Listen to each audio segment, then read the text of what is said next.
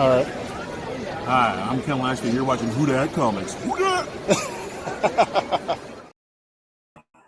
What's up? What's up, everybody? Who Dat Comics coming at you. Little pack in chat. Hopefully, everybody's doing good, having a good day. It's a beautiful day here. So hopefully, everybody's doing well. So, putting the final touches on some packages that are going out tomorrow because it is a holiday. What's up, Bleak?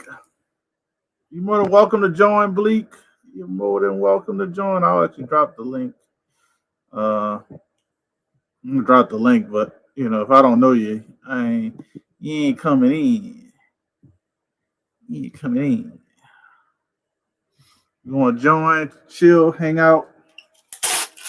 Little packing chat going on. So packing up, not packing up, putting some posts. What you call it? The little postage. I can't even think right now. The postage on the packages.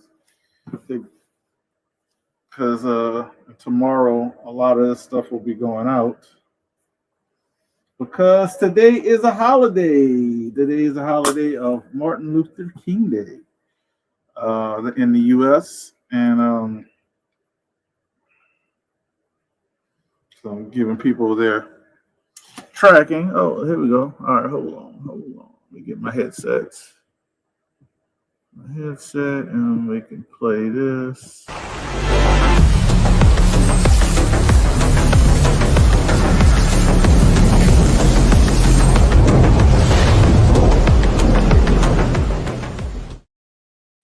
Hey, What's going on, sir? How you doing? not too bad, just chilling. I wasn't able to go to the mail today, but because we had a big snowstorm last night. Yeah, you did say. I heard you say something yesterday about y'all looking at possibly getting a bad snowstorm. Yeah, so mail was no go today, but it will be out next Monday for anybody that bought stuff off me last night. Yeah, I'm just packing them up because, well, I'm not just packing them up, getting them all ready. Can't go out today because it's a holiday. Yeah, I can't really pack up till I think I can't remember what it is, 3 or 4 days, because I use a thing in Canada. You got to use like a thing called Zodos that lets you know whether or not you have to pay taxes on it. Oh, not taxes, like whatever, tariffs or whatever they're called. Yeah. And you don't have to, but there's other things. So gotta use that and take pictures, and then that I think it expires after 4 days or something like that. Yeah, I normally do like I don't. I'm usually a lot quicker, like within a couple of days. But Yeah, lately, people have been telling me kind of hold stuff, so I kind of waited a week for my last time shipping stuff out. But me waiting a week ended up being a little bit longer than a week because today's a holiday. yeah. Because I was going to drop off a lot of stuff off today. But My mail's up. I got a message about tracking and stuff. It's like I can give you tracking, but it ain't moving. It's a holiday today. Yeah, that gentleman that bought that Wolverine book off me, I was messaging him. I'm like, sorry, bro, it ain't moving right now. It's at the border. Like, nothing I can do about it. Yeah, that's probably the package I sent you. The package I sent you probably got still delayed too. I'm assuming. He's got it now. So far, yeah, it hasn't been quick. It hasn't been fast mail. And I know Callie sent me a package that I'd won a couple books off of him, and they got denied at the border and sent back. So I don't know what he did wrong. Oh, wow. They were like, nope. All right, that's cool, I guess. Yeah, I think the weather's slowing stuff up. I know. Yeah, I think they also do a thing for Christmas time too, right? I think they actually push stuff and like slow it down when it comes to cross-border shopping. That way everybody gets their in-house shopping done. Yeah. I need to, I guess, message them about the package I sent you because it's going kind of slow. Oh yeah, I can't actually wait. That's awesome. Yeah, that's right. I haven't had any updates on it. I just checked the track and it just says it's en route. That's all it Mhm. said. Yeah, probably stuck at customs. It happens. Or it didn't reach up there yet because we had like a lot of bad weather the Yeah, last week. yeah, it might have been. It could have been that too. I'm But usually it's not crazy too. how stuff you get stuff fast from Stepo Yeah, and then but bro, I sent stuff to Seppo, um, right before, like right around Christmas, and it took. I don't know, fuck, it was like there in minutes. It took like 2 days to get there or something. I was like, holy shit, that was quick. And then hmm I sent them with stuff recently, and that took 3.5 weeks to get to them. yeah. And the funny thing is I could call and find exactly where Yeah, yeah, your yeah. thing is at because when you what do I want to say when you like the little tracking thing is Hmm. never it's like always behind. You know what I mean? Yeah, it's always a little behind. Yeah, So like the best way I found to do is like if you really need it like more accurate, you got to call them up. You got to deal with the customer service. That's the only thing that's bad about it. yeah. I don't. Yeah, deal I've with the never customer really. service. I'd have never really needed to do it. I wish I. Yeah, I've had one package either stolen or not mailed properly or not delivered, but that's about it. But Yeah, all those crazy I'll probably call them. I'll probably call next week on yours if I don't see it see it moving. progressing. I It's know. only been honestly when I just looked at it, it actually didn't leave my post office until January 9th. Yeah, yeah. It's So still. it hadn't been it hadn't been really out there that long when you think Yeah, yeah. about it. I'm not. Again, I don't usually worry too much, brother. Until it starts getting to be worry time, then I'm like, okay, what's happening? Yeah, that's why I kind of said I'll see what happens in a week. I know y'all got some bad snow. We got some bad weather down here, so Yeah, it's just I'll been give it real. another week and see what happens. If it should, but it should move by then. Yeah, At it's least just be it might like you said it might be stuck at customs at this could be point. stuck in customs.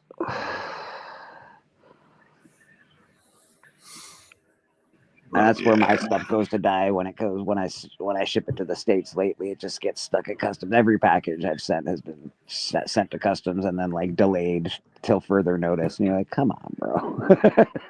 And yeah. they don't give you any updates when it's at customs. They're just like delayed till further notice. And you're like, okay. Some Well, I know one thing I sent you. It got delayed at least a week. Yeah, At customs, yeah. like it took like a week to get up there, and then it took another week in customs. Uh, and then once it got out of customs, it was like 2 more days or 3 more days. And it Yeah. finally, Yeah, I don't know exactly what happens with shipping from the states because like sometimes I get shipping from the states and it comes directly to me from the person, or I get it at like from eBay and it goes to a shipping hub, and then hmm and then it goes somewhere else, and then it starts getting into the postal service. Weird. yeah. As long as it makes it, though, that's at the end That's of the it. As long as it makes it, man. day. Yeah, I'm actually really looking forward to that book. Actually, fuck. Yeah. You're gonna be it's it's gonna be there. I know that. So put it in that. I put it in that nice CGC box Perfect. Perfect. that holds the slab. Taped it up really good. And, Yeah, I don't feel bad about going on selling auctions right now because I got a lot of boxes. Like I have a lot of shipping stuff right now for some reason. mhm. I've been getting comics and buying comics, so I got a lot of Yeah, yeah. I got a whole bunch of stuff coming in, but so I don't mind. I'll be dropping off a lot Tuesday, and then probably next week dropping off more. Yeah, yeah. I got Monday. I'll be dropping off about 3 packages, maybe 4 packages on Monday. And the only reason I'm able to do it this Tuesday is because I get off not early, but I get off at a decent time tomorrow. Nice. So I'm able to drop it off tomorrow after work. Now look at this stuff. This is what I was talking about. See, these Todd McFarlane books are getting people are receiving them already. And they probably didn't receive it yet. I think it probably got shipped to them, but they're getting stuff shipped. And because this is somebody posted on Elite, and it has a full signature. And the reason why I know it's a recent one, it has the new McFarlane like label. Yeah, that's nice. So it's like, come on, man. I had submitted a book for Bendis and Bagley in 2025. Yes, I'm going to say 2025 because that was last year. It was October, actually, when they said you had to be there. It was like October 19th. So we got November, December, and now January 19th. It's been 3 months. And my books are not even like quality control or shipping. It's still scheduled for grading. That's ridiculous. That is fucking ridiculous, actually. I hate that's what's up, Kenneth? That's why I like the in-house signings and I hate them because the in-house signings are great for people you might never meet, like Marco Jurtrovic when he did his signing, Sarah Pacelli, stuff like people like that. Yeah. But for me, I'm thinking of ones for me, but those are great because I'm never probably going to meet those people unless I travel to where they're at or something like that. Isn't there people that don't leave Italy even so yeah. But it's like you say oh it's going to be this many weeks. I think it's 6 weeks if you don't press it, 8 weeks if you press it, and we're going on 3 months now. So it's like math is math. 8 weeks is 2 months. So. Sometimes less actually than 2 months because there's a couple extra days in there somewhere. But I already know what they're doing. They're concentrating on the Todd McFarlane stuff. Yeah, which is kind of messed up. You got people stuff that was there before that. Like grade my stuff, ship it out. I'm with you, brother. I'm with you. Give me my book. Especially if you're gonna take my money. If you're gonna take my money, grade my stuff. Well, yeah, because it never used to bother me. Now they take your money right when they get the package. So it's just in their mail room. It's not even in fucking getting graded or in the system yet. They used to take it like at the end of the process almost, and it was it'd be like when it gets to like not shipping but quality control. I think it was like quality control. Yeah. Then they used to take your money, and so you used to be able to send in 15 books without as much money as you should have and be like, okay, I should have this much money by the time this happens, and you used to be able to time it out and be able to pay for everything. Yeah. Yep. Because they just took more money because I forgot I had more books in the mail. So they unboxed a couple of books and they hit me with more fees. And I'm like, but y'all haven't graded like the 16 other books that are just sitting there. You're taking all my money, but I haven't gotten anything in return. You know what I mean? Yeah, no, it can really hurt too, especially if you're a reseller. Like that's a lot of money tied up in stuff that you don't have to sell right now. And how I do things is like I might send 1 or 2 books that is PC and the rest are selling books. So it's that's what I try to do as well when I do it. Yeah, so it's like now y'all taking all my money, but I ain't getting nothing back. Yeah, I'm sending my Conan in March. I might send my Ultimate Fallout 4 in March too. I'm just afraid that it'll come back at 9.6 and I'll be unhappy with it. I mean, the biggest thing with that book is that polybag crease. If you can get that out completely and there's no spine ticks, it should be good. Yeah. I mean, I have a 9.4 here that I actually put up for sale. It actually, I don't think somebody pressed it because it has that polybag crease. You can see it, the polybag line. Yeah. And I'm like, oh, this is at minimum a 9.6. Mm-hmm. So I'm just gonna crack it. 9.6 wouldn't bug me too much, I guess. I did buy it for really next to nothing. Yeah, you got it for like $5. Like less than that. I guess I shouldn't complain too much, but I really want a 9.8 in that book for some reason.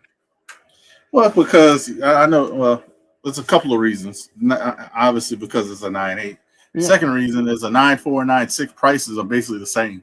Yeah, I that's true. think a 9.6 is like $20 more than a 9.4. Yeah, uh, yeah. I wanted a 9.8 in that in the Young Avengers as well, but that came back a 9.6. So we'll see. Maybe I'll get rid of that one and get another one. Do a little trading up. shit, don't hurt to trade up. This is a good time to trade up for right now. Yeah, yeah. Like, I literally saw somebody selling. I think they were selling like Young Avengers. I know it had issue 1 in there in the 9.8, and it had 2 other books. Like, nothing crazy, but they Yeah, wanted yeah. $2.99. It was like $2.99. I was like, wow. Hmm. It was on Elite. I saw that and said, oh, that's pretty. All right.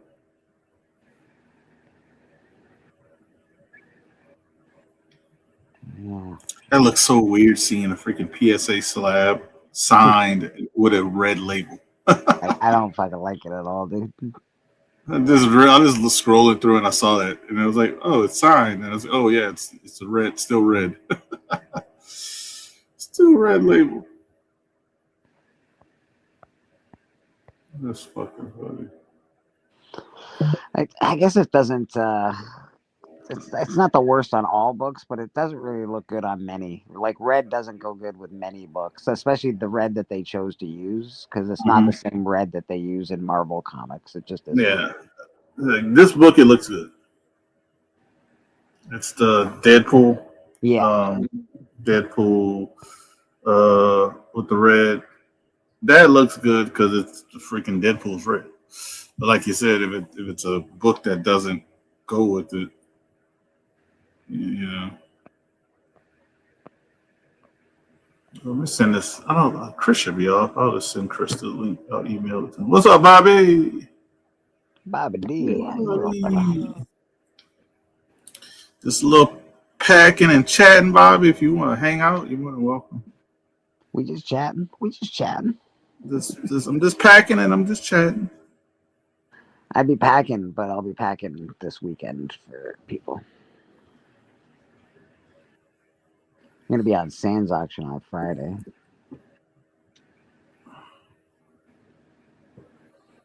I might be on there. I know I'm gonna do the pop up with Paul because Paul's hosting the pop up with Astonishing.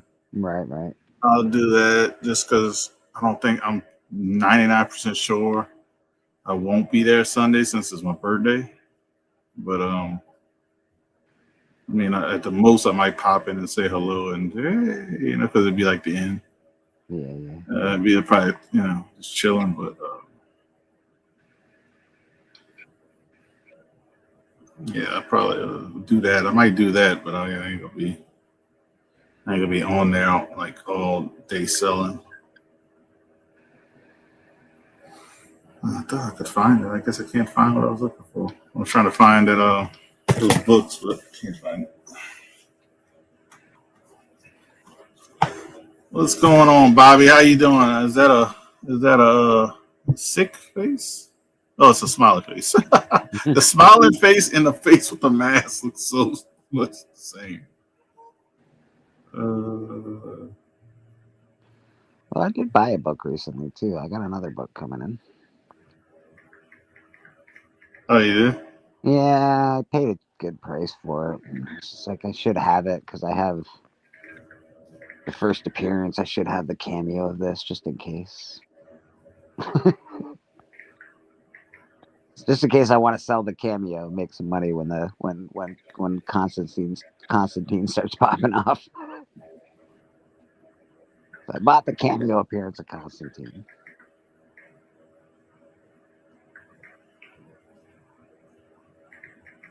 Oh, that's the one with the girl on it, huh? Yeah, yeah. Although he hasn't fucking shipped it yet, which I'm getting pissed off now. I already paid, man. Where's my shipping at? Oh, is it from eBay? Yeah. Yeah, I got The funny thing is, I bought something from eBay. It was in my same state. Um, and but I still haven't gotten it. It's been like a week. Oh, this is bullshit.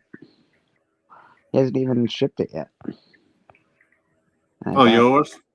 I bought this. Well, it says it arrives February 4th. I guess he thinks he has a lot of time. I bought it January the 16th. Yeah, I need to.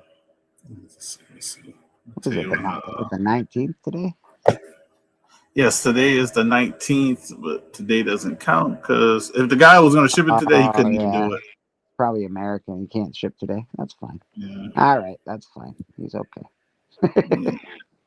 Yeah, that's why I had to remind somebody. I was like, it definitely would have went out today, but definitely not going out today because it's a holiday. Yeah. Which so I usually, like I said, lately I've been trying to not ship immediately because I've had more people say, "Oh man, I would have well, could have added to the package or whatever." You know what I mean? Yeah, because I can ship about 5 comics for about the same price, right? Like I could do that, like 5, unless they're slabs. That's a little different, but I can ship up to I think 5 comics for what $20 or whatever it is, and then that works. But like, so it's if you buy one comic, it's always best to buy a couple, from me anyway, or from Canada, Mm-hmm. And I see what Paul's talking about. So I'm doing my shipping stuff. Yeah. And Happy Paul kind of said it. He said it last night. He had to up his charging for shipping raw books to $12, and I see why. Yeah. Because the third party is damn near charging $12 now. Yeah, it's brutal, man. That I'm using. They went up. It used to be $10 on the dot. So I was actually still losing money at $10. Yeah. But now they're above that. So I hate to tell people this since you're watching this here, but I'll probably say it again when I do a sale. I'm going to have to up my charging on shipping to $12 for raw books. Yeah, I'm gonna have to up mine to $22 for shipping across the border. Because it cost me about $29 to ship books across the border. $22 is roughly $29. That sucks. I mean, it sucks because I hate to charge people more money, but yeah, me too, man. I mean, I got to at this point. But we do have to talk about something there, though, because that's just for shipping. That's not for any of the materials. Yeah, the materials, the Gemini mailer, the bubble wrap, the tape, blah blah blah. So I try to keep it as low as I possibly can, and people still get bent out of shape about it. It's like, bro, it's shipping. Big lion cat. Oh, he's backstage. Yeah. I'm looking at my shipping XP. So I'm not even looking at the thing. I'm like that's why I brought that when I saw how much it's going to cost me to ship this flatbait, which I don't even see myself on camera. So I got you, big lion. Give me a second, but it's more than $10 now. So yeah, I'm gonna have to go to $12 now for just to cover the shipping. Yeah. And then I'm gonna have to figure out how much a slab is because I didn't pay attention when I printed these out. Yeah. I didn't pay attention, so it might be higher as well for slabs. It might be 20 now for the slab, but I know it's 12 for the raws, and it might be hopefully it stays the same for slabs. But let me get VLC again. We'll do a little. All right, here we go. We'll do this. Nice night. Mm-hmm. Pizza dude's got 30 seconds. Mm-hmm. Hey, man. How you doing, good sir? How's everything? Hanging in there, doing these packing slips and realizing I have to charge more for shipping in the future. Yeah, I know. The last time I did the auction, man, prices are going up, man. It's nothing we can do about it. It's just the way it is. So That's the reason why now, like, I decided that to buy books at the con, so save on tax, save on shipping. You know, you're better off, and you get to see the book in real life. So I mean, that is benefits, you know. But sometimes, you know, you have to order it, man. Sometimes you can't find it, you know. Yeah, sometimes you gotta get the copy you want at the con, right? Yeah. But sometimes, like I said, if the exclusives, you know, you got to jump on it right away because then they get sold out, and then they want to charge you triple price for, you know, that you would have got it for. So it is what it is. Wow, I gotta, you know, you go to cons and my buddy says it all the time. You know, you're either curating a museum or you want to be a seller. And some people they don't want to sell books, man. They want to keep their books at the most maximum high possible price they can. And guess what, man? I'm not into it. I'm gonna let it go, and I'm gonna go somewhere else. I got a great deal on a first Conan recently, and I'm very stoked about it. And it's a beautiful copy. And somebody was willing to sell it at a really good price. And you know, that's when you jump on things, man. Yeah. Sometimes the deal's there, you know. Then you're like, oh, I should have pulled the trigger, you know. Oh yeah. And then you're like, you know, it was a good deal, and you're like, you hesitated. You're like, I should have just jumped on. I know it was a good deal, great deal. I should have went for it. No, yeah, there was no way I wasn't gonna pull the trigger on this one. There's no way I couldn't. I'm like, nope, gotta do this one. This one's a must. Yeah. Yo, I'm tired of snow. Ah, fuck snow, bro. Fuck snow. I just shoveled again today. I mean, I shoveled yesterday. I shoveled the day after that. I'm like, yo. I mean, it's not a lot. It's just annoying. They got to keep going on there and keep cleaning it. You're like, come on, stop. I'm with you, man. I work on a 10-acre lot, and I just shovel constantly. That's all I fucking do is shovel snow these days. It's not like I said, it hasn't been a downpour, but enough is enough, man. Just gotta keep going on there and cleaning, man. Yeah, we had a bit of a snowstorm this morning and last night, so everybody's cleaning it up again, and it's just like, fuck's sake, snowstorm last week. You know, not a snowstorm where like we had to get, you know, fucking call the National Guard or nothing, but just it's enough to be like, oh my god, this is terrible. Especially, I was just down hanging out with this dude right here, 70-some degree weather not that long ago, which I was like feeling like, oh, spring's here, go. I can't wait. I could use a little spring in my life right now. Oh, we got somebody else hanging in the back, man. Oh, who's in the back? We got somebody else hanging in the back. Sneaking in the back. I'm just gonna do this one.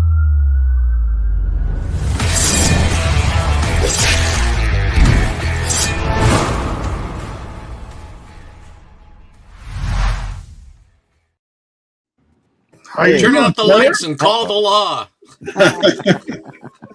How you doing, Seppo?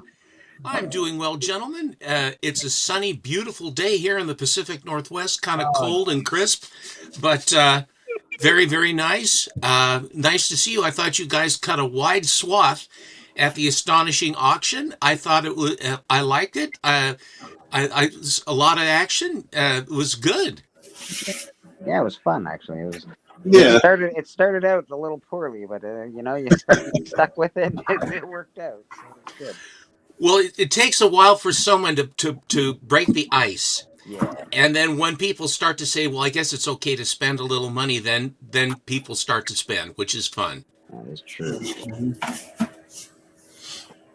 Yeah, I was like, oh, it's not gonna be. And then all of a sudden, I found some books. I was like, oh, I might have some stuff to sell. I was like, what stuff to sell? That Thor annual, I'm unfamiliar with that. I had never seen that. You haven't seen the Canadian one? No, yeah, I've only seen it like twice. Well, how did you find that online or a local shop, or how did you, Russell? How did you find that?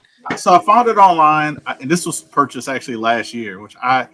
This is why, like, sometimes when you buy stuff, you just gotta take a step back, make sure you have everything, you know, where you're looking, you know, because I totally forgot about it. So the story behind that, I bought it last year in December before Christmas. It was basically like a Christmas gift to myself because it's like, oh, I haven't, it was a nice copy. and I totally forgot about it. I kind of lost interest in it because I totally forgot about it. That's why I ended up getting rid of it. I totally like I bought it. I think I want to say December 18th or 19th, but it was before. Well, you know, it was well enough where they could have shipped it out, and I would have got it probably right after Christmas. So all of a sudden, I get a message from them and say, "Hey, we totally let this slip through the cracks. We got your package going out today," and I was like, "What are you talking about?" So I just scroll up and I look. Oh man, I'm happy they were honest enough to say it because I totally forgot. I totally forgot I bought something, and then when I got it, I didn't know it was a Canadian, and they didn't tell me. Oh, And but they knew it was. They knew it was, but they didn't tell me. And I, so I messaged them. Hey, did y'all know this was a Canadian? I just wanted to let you know, because they're good sellers. The guy's name is Super World Comics. Super World Comics. oh, Ted. That's Ted Van Loo. Yeah, he's super nice guy. Super. Him and I've yeah. known Ted. I've known Ted for years. So I didn't. I wanted to make sure they knew, like they sold that what they sold me. And oh yeah, That's very nice of you. They said so her exact words were they're like, oh yeah, we knew, we forgot to mention it when you claimed it.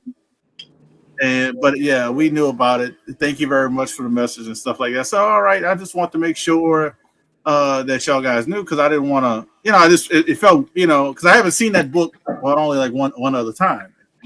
I've never seen it. And they were so kind, and they actually said, I'll say exactly what it said because it was just nice. She said, they just said okie dokie, and it will give you a bit of extra consideration the next time I purchase because I guess I was honest with that.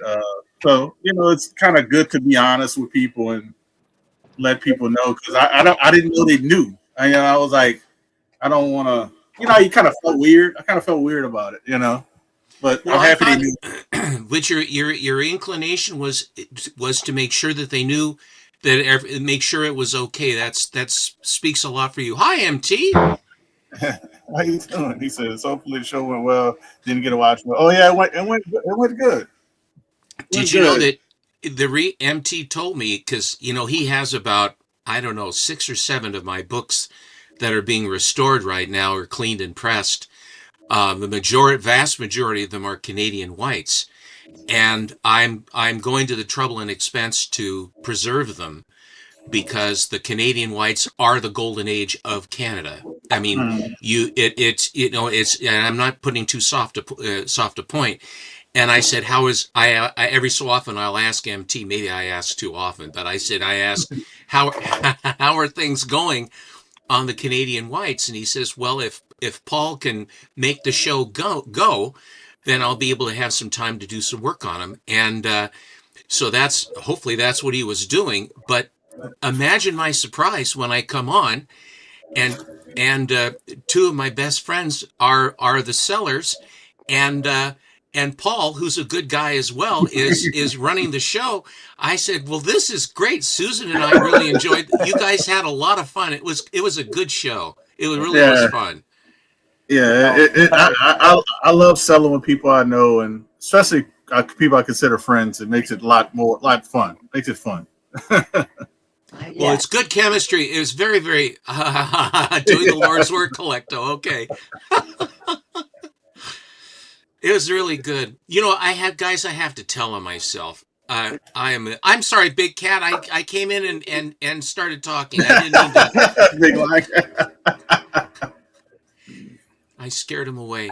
No, he's probably still here. What Okay. did you do, Steven? What did you do? Well, I'm mea culpaing on this.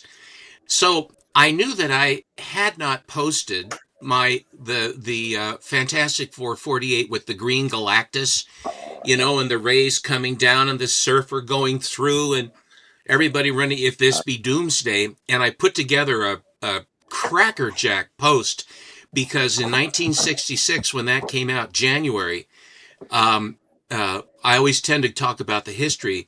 It's the Vietnam escalation of American forces was happening. And I was facing this because I was getting to be about draft age. It was really a scary time. It was unpleasant. Howdy. And but the long and the short of it was In the time that the Go Check DC books and this particular this FF, it was when the whole Vietnam War was really shifting into very high gear, and so the books are so beautiful. I mean, of that vintage, and that FF in particular. So I posted, "Hi, Big." I posted it, and I realized that Trollfire was who I got the 4 or 5 from, and I was an idiot because he said you're not going to be satisfied with that, and then he said I just got in a 6.5, and if you make up the difference, I'll send it to you. And I said, oh, right away. So what do I post? I post the 4 or 5. Idiot. That's one out of the 3 I'm missing. I have 48 and I have 50. And I've been 49. I said 49. Yeah, I'm 49 missing. is the one you're talking yeah, but yeah, 49 is one you're talking about. That's one I'm missing. I'm been very meticulous. I've been trying to find the right one for that one because my other two copies are 7.0. So Yeah. I wanted this. I'm like, I'm not normally like that.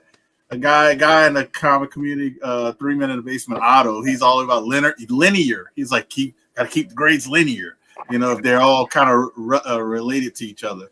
I'm not normally like that, but I just thought it'd be cool to keep all of those at 7s.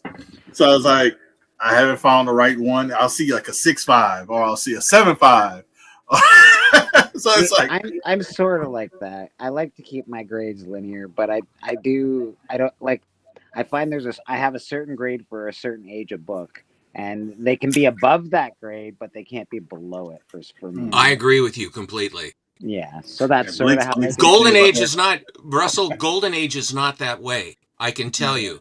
You can't. There's very little way. There's very little way that you can be linear in Golden Age to be able to achieve that. Especially if you have a grade that's, if you're, when I was putting together my early bats, I was thrilled to get a 5.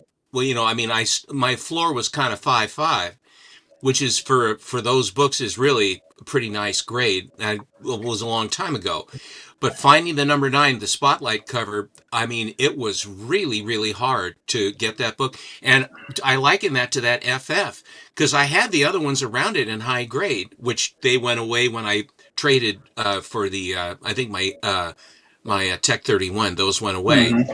But at the same time, putting them together where they are. But what Bleecker said, I think, is very true. If you're buying a modern book, it's going to have to be a 9.8. Yeah. And in a bronze, depending, I mean, like 9.6 or 9.4, in a lot of the bronze keys is pretty damn nice stuff. Yeah. And in Silver Age, 9.4s and those kinds of things, it's hard in Silver Age to get in those grades, let alone in the Golden Age. So as each age, it really is. But truthfully, for new books, there's no reason to restore new books, and there's no reason to buy less than a 9.8, or else then all you're doing is I won't say you're wasting your money, but there's absolutely no investment ability or appreciation unless you have a 9.8 on the new stuff. Yeah. And then it really definitely you have to on the new stuff.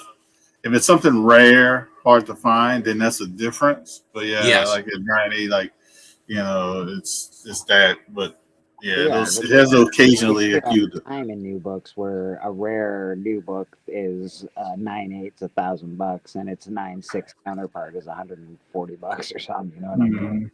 So. MC said 5.0 is a solid grade for the. Oh, absolutely, MT. I mean, like wow. I do 6.5 for silver, 6 and 6.5 for silver, and for golden I would probably even like 4 or 4.5 is not bad. 4 is pretty good for Golden Age stuff. Also, this also depends upon each. Again, it all matters on the book itself because there are 4s and there are 4s. There are 3.5s and there are 3.5s. So you have a 3.5 that looks tattered and ratty, and a 3.5 that looks beautiful but has some glitch somewhere. Then you just have to buy the book and not the label. I'm getting tired of me saying that, frankly. But it's true in that age group of book, though. It's very true because I was looking at an 8.0 Silver Surfer 3, and I have 8.0s in my collection of books that are around that age. And this did not look like an 8.0 to me. I was like, that's like a 6.5. How can you even call that an 8.0? So you really do have to look at the book and not the grade. It is important. Yeah, I agree. That's the grade they give you is not accurate most of the time. No, no, no, I no. get slabs all the time, and I'm like, why is this getting the grade? I'm looking at, I'm like, this is like slightly higher what they're giving me. I'm like, I don't see what they're saying. I'm looking at the graded notes and everything. I'm like, but it still looks better than what they say it should be. So I just don't understand it. I have a 9.0 here of a nice John Byrne cover that's the bane of my existence. And I also have a 9.8 Teen Titans Future State #1. And I'm going to tell you, that 9.0 looks better than that 9.8. That is a fact. It just, like, I look at them both and I'm like, I don't know why that's a 9.8, and I don't know why that's a 9.0. But it is what it is. I don't want to have extra. I don't want to have them give me more, but I No. just don't want to have them give me less. Yeah. I just want it to be fair. That's all I want. And every time that is sort of a gray area, my experience has been they always they seem to go for the lesser. Yeah. And I don't know, maybe I'm probably looking through rose colored glasses at my own books, but I've looked at an awful lot of books. And I'll say this for Mr. Houdat, when he tells you it's a given grade of a book, you've proven that actually with Mr. Bleecker several times. He says, I'll tell you what that is. Well, I don't know, and then it comes back, and what does it come back? Just what he said it was. So you got to feel good about that, Russell. Totally. Hey, speaking of that, when's my pressing going to get done? When are you going to press me? I think I mentioned that the other day. I think I was talking to Bleak about it. It was so funny. I said, I know Steph was going to ask about it, but only update I have is Dustin has the books and I'm working on them. Okay. So once that is complete, which it was only 4 books. So when he got them, he had just got back from his vacation, or not vacation, I guess you could say. Oh, backlog. He had a backlog. Family. Yeah. So he said he got everything. He's gonna about to start working on them. So I knew, but I know it's not gonna take long once he starts working on them because it's only 4 books. Okay, And, cool. Yeah, and once those get shipped out, like he's pretty quick about it. Once he gets it done, he'll ship them out like the next day to CGC, and then the waiting really commences because CGC is backed up. Yeah.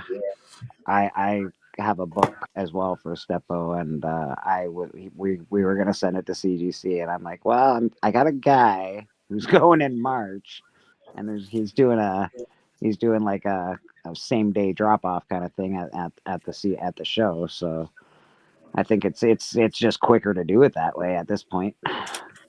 Well, Yeah. CGC's doing all that Tom McFarlane private signing, and he has tons of stuff. Has been there for a couple of days signing, but Yeah. so they got to catch up on all that because that was delayed because he was supposed to have that done since last year. So he's still trying to catch up on that, and he was there for a while. If you watched the Instagram, he just kept signing books. He just had keep tons of books. So he actually the con, he stopped. He lowered the number this year. Thanks, MT. He lowered the number. He was like, no, sorry, we're cutting this off at this because he was supposed to have more people, they cut it off or something like that way before. Yeah, that's true because it was supposed to be. He did 1/3 of the books he did last time. Yeah. So he shortchanged it a lot, and then I guess with him doing that, he decided, I'll give you guys the full Todd signature. Yeah. The only problem. This is the biggest problem I had with, and me and Bleak were talking about this at the very beginning. Yeah. I said they're concentrating on these Todd McFarlane books, and everything else they have there is getting backlogged. And that includes stuff they had private sightings before that, because I had a Bendis and Bagley private signing book that's still scheduled for grading. That was last year. Yeah, they were supposed to be there by October. From Rhode Island, and that's a couple of months ago. So I mean, I forgot I got a book from that too. for that signing. So it's I don't like that they're doing that, because they're taking your money and then they're pushing it to the side. Mhm. And it's like I literally got an alert about another package they received, and I was like, man, how many books did I send? I forgot because I spaced it out, but it looked like they opened everything at the same time. Right. I So guess that all this, they had it all just sitting there and then at one shot. yeah. So it's like they just killed my bank account. Like I was like, I spaced these out by weeks. Like I was like, I sent a couple of packages out, and then 2 weeks later, I sent a couple of packages. So it looked like everything got unloaded at the same time. And I'm like, Their volume must be huge. Yeah. Their But volume like I must be. said, no matter where you send your books at the con, you send it in yourself, private on signing, whatever they send it to they charge the customer right off the bat. So they're getting all the money right off, quick as soon as they get the books and they put the billing in there. So it's just them trying to catch up on all these tons of orders from all different directions. Okay, well, where we're gonna go first? Well, they had to push back the Todd because they need Todd to sign it. So they couldn't do nothing with that until Todd came back. So they put that to the side. And then so they started catching up. Now Todd's back. So now they have to stop there. Like, all right, Todd's here. We got tons of books for Todd to sign. Todd needs to get all this done because we can't have him leaving again. And who knows when he's going to come back to finish up the book. He has to finish it now. And then we'll get back to so it's like a back and forth. Whatever they decide, what can they do at this point in time, to move it along. And So, it's a big week at the office. Nobody's working as hard as they normally do. Todd McFarlane's there. They're all there, doing the hand and foot. and they're showing you that. That's what's crazy about like sharing that on Instagram. Yeah, they're like the graders meeting Todd. So all of the graders stopped working. We're taking pictures, and I think they might have got some autographs too. But they literally showed a quick video, and they said graders meeting Todd, and I was like they should be working. Like, I'm sorry. I'm like, y'all are like, and they didn't do nothing that day, Bleak. You know what I mean? They did. I know they did. There's probably a pizza party that day because Todd's there and blah blah whatever. You know how office parties go. You know how offices are. But yeah, man, I don't know. It's not good. They used to take your money. Like I said, I talked about this with Who That just a minute ago. They used to take your money when they were in the final processes of your grading process. Now they take it right at the beginning. As soon as they get your books, your money's gone. So I don't know, man. They should get your books out quicker. I'm just saying. And that's the one thing I liked about PSA. I said it before. That's the one. Besides their case being like strong enough for take a bullet, ridiculous. But they took the money out right before shipping. That's nice. So like they finished everything. They sent me an email, and then the money got taken out, basically saying my books are about to get shipped because they gave me tracking and stuff. It wouldn't go, and then the next day it went out. But that's the one thing I liked about it. That's the one thing I liked about it. At least if you know that they're taking their sweet ass time or things are backed up, your money's not getting taken, right? Your money can be put into other things as you go. So well, yeah, that's also a benefit and also a downfall where people are like, all right, I want you to take this one out because now I have to pay the money there to pay for my bill, and when you're gonna get to it, I don't have no idea. You know what I'm saying? True. That's true. Look, I get it. Look, it's gone. You're done. I got a remedy for that because my wife came over and my wife told me this, and I said, you sure? She said, yeah, that's what you need to do. So my wife said, for my CGC stuff that I want to get graded, I need to have a whole nother account and use that account so I ain't got to worry about nothing. And I was like, okay, yeah. So like what BLC saying is good, but like I'd rather do it the other way, and just to have more pressure off me when you're taking the money, and I still got to wait 3 months or how long. At one point they were like almost over 6 months behind at one point. Well, as a seller, that's all your money like tied up in stuff that you can't sell. You're like, okay, I've got $1,000 in awesome comic books that I just can't touch. That's awesome, perfect, and I don't have $1,000 to move around to maybe, I don't know, try and play catch up. So It'd be a real pain in the ass. You showing some books? Hold on, man.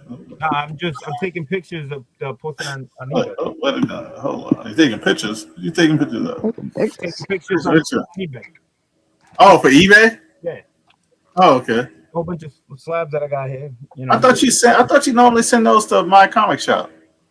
Oh, I do the different options. Oh, okay.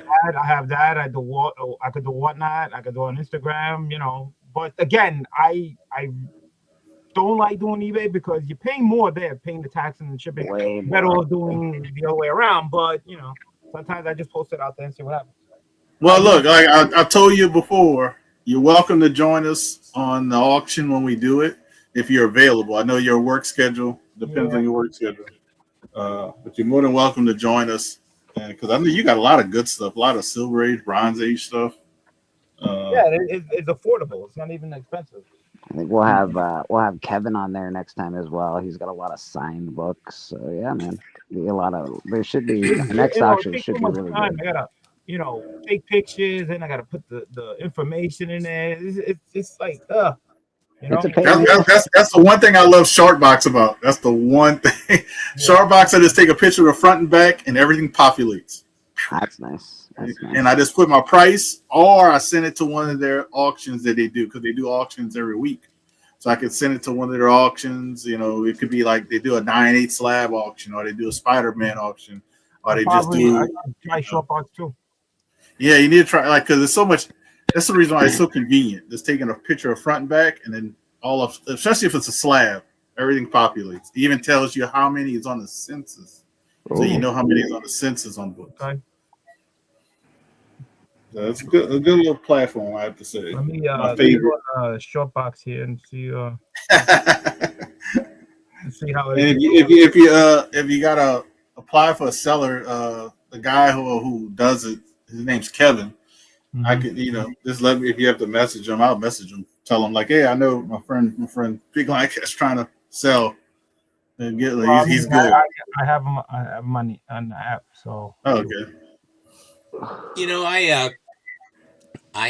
Alan's Kickstarter, he set it up so that with the guy that he wanted to have every one of his books as a 9/8, and to have for his of course his work, his book, and he's still waiting from God knows how long. Part of that I think is because of his partner put it on the Slow Boat to China program at the CGC. And I one of the things that I bought on that was there was one piece of original art that there was there, and then it also came with a one of one book of that from that particular piece of art, and it was all sent into CGC, and then the book completely disappeared. And there was only one of them, so they had to go back and they had to have a new one created, and then that would be sent in. So there are various I'm still waiting, and it's been months. And of course, Alan, it's been well over a year anyway, year and a half, waiting to get all this stuff out of the CGC. I don't know where they are in the process. It's sort of like now my friend Matty Freeze, who does the sketch covers, he puts his in, and then they seem to come back pretty quick, which is relative, listening to you guys, considerably faster, which is sort of I just got 4 back from him. I've got a couple more. As a matter of fact, he's working on a commission right now for me, which is that Weird Tales Weird Tales pulp with the Batwoman, where she has her hands like this. Yeah. And the face on that particular cover, it's good, but I said I'd like to have you doctor it and have a different face. He says, what face would you like? I said, well, I want someone who's on the make or happy or somewhat naughty or something. And it finally struck me what I wanted was a classic shot of Marilyn Monroe's face. And so Marilyn Monroe is going to be the Batwoman in this coming sketch cover. So that'll be fun. We got somebody joining. Joining. Let's get them in here. Nice night. Pizza dude's got 30 seconds.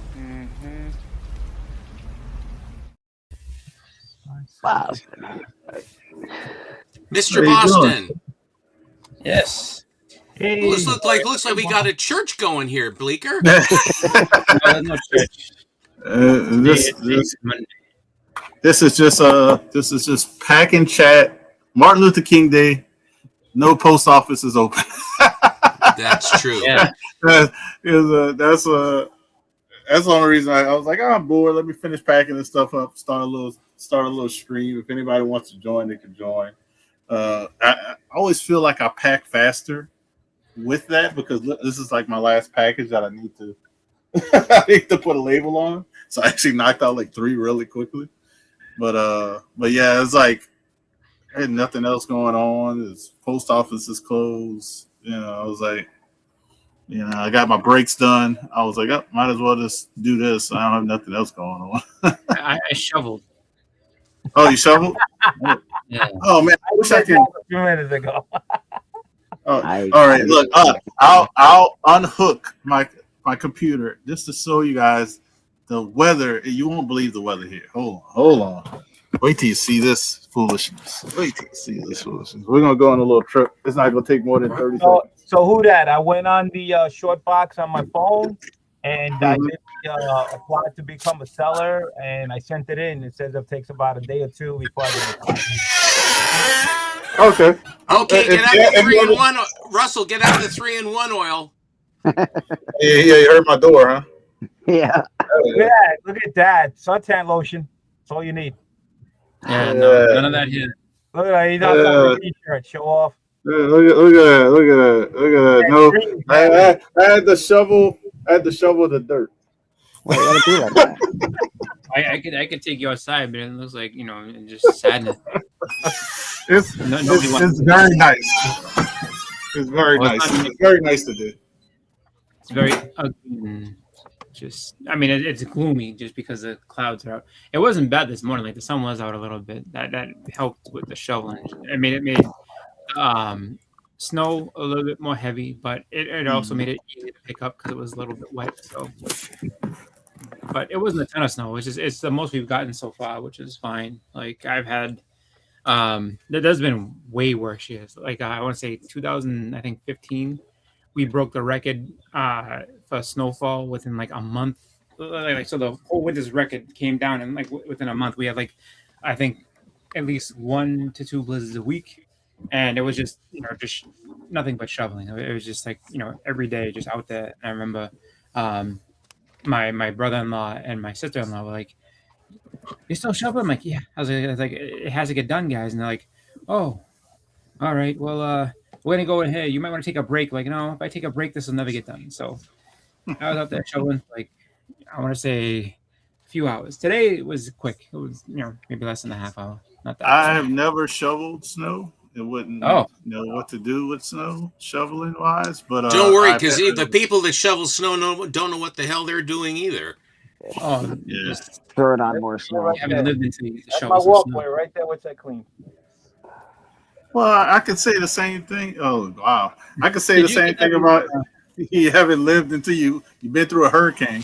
Now there you go. I've actually we had one really big one in 62. I think it was the Columbus Day storm where it ripped the Pacific Northwest to pieces.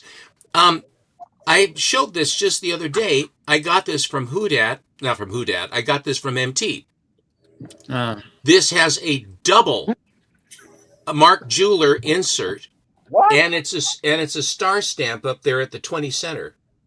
Troll said he heard somebody talking bad about him. Yeah, I was confessing my idiocy, Troll. Bo, I'm telling you, I feel like such an idiot. And I do want you to shop it if you would. If you want to, I don't know how that works, but I think that's a good idea. I'd like to try that. I think it's a good idea. Okay, so anyway, this one has a little sticker on the bag that says Mark Jeweler. This has a Mark Jeweler X-Men Jubilee, which is a tough one. But then I got this, like I say, this. This is really the Thongar of the various books you would think, but I thought it was a pretty cool looking cover. That's crazy. I never seen a Something you would learn in double lace white jewel. Tongar. That's crazy. That's On, funny. on Tongar. Troll pops up. He heard his name.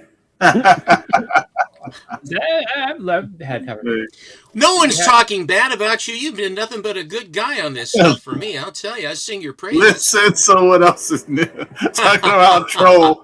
I remember the worst hurricane we had that I remember.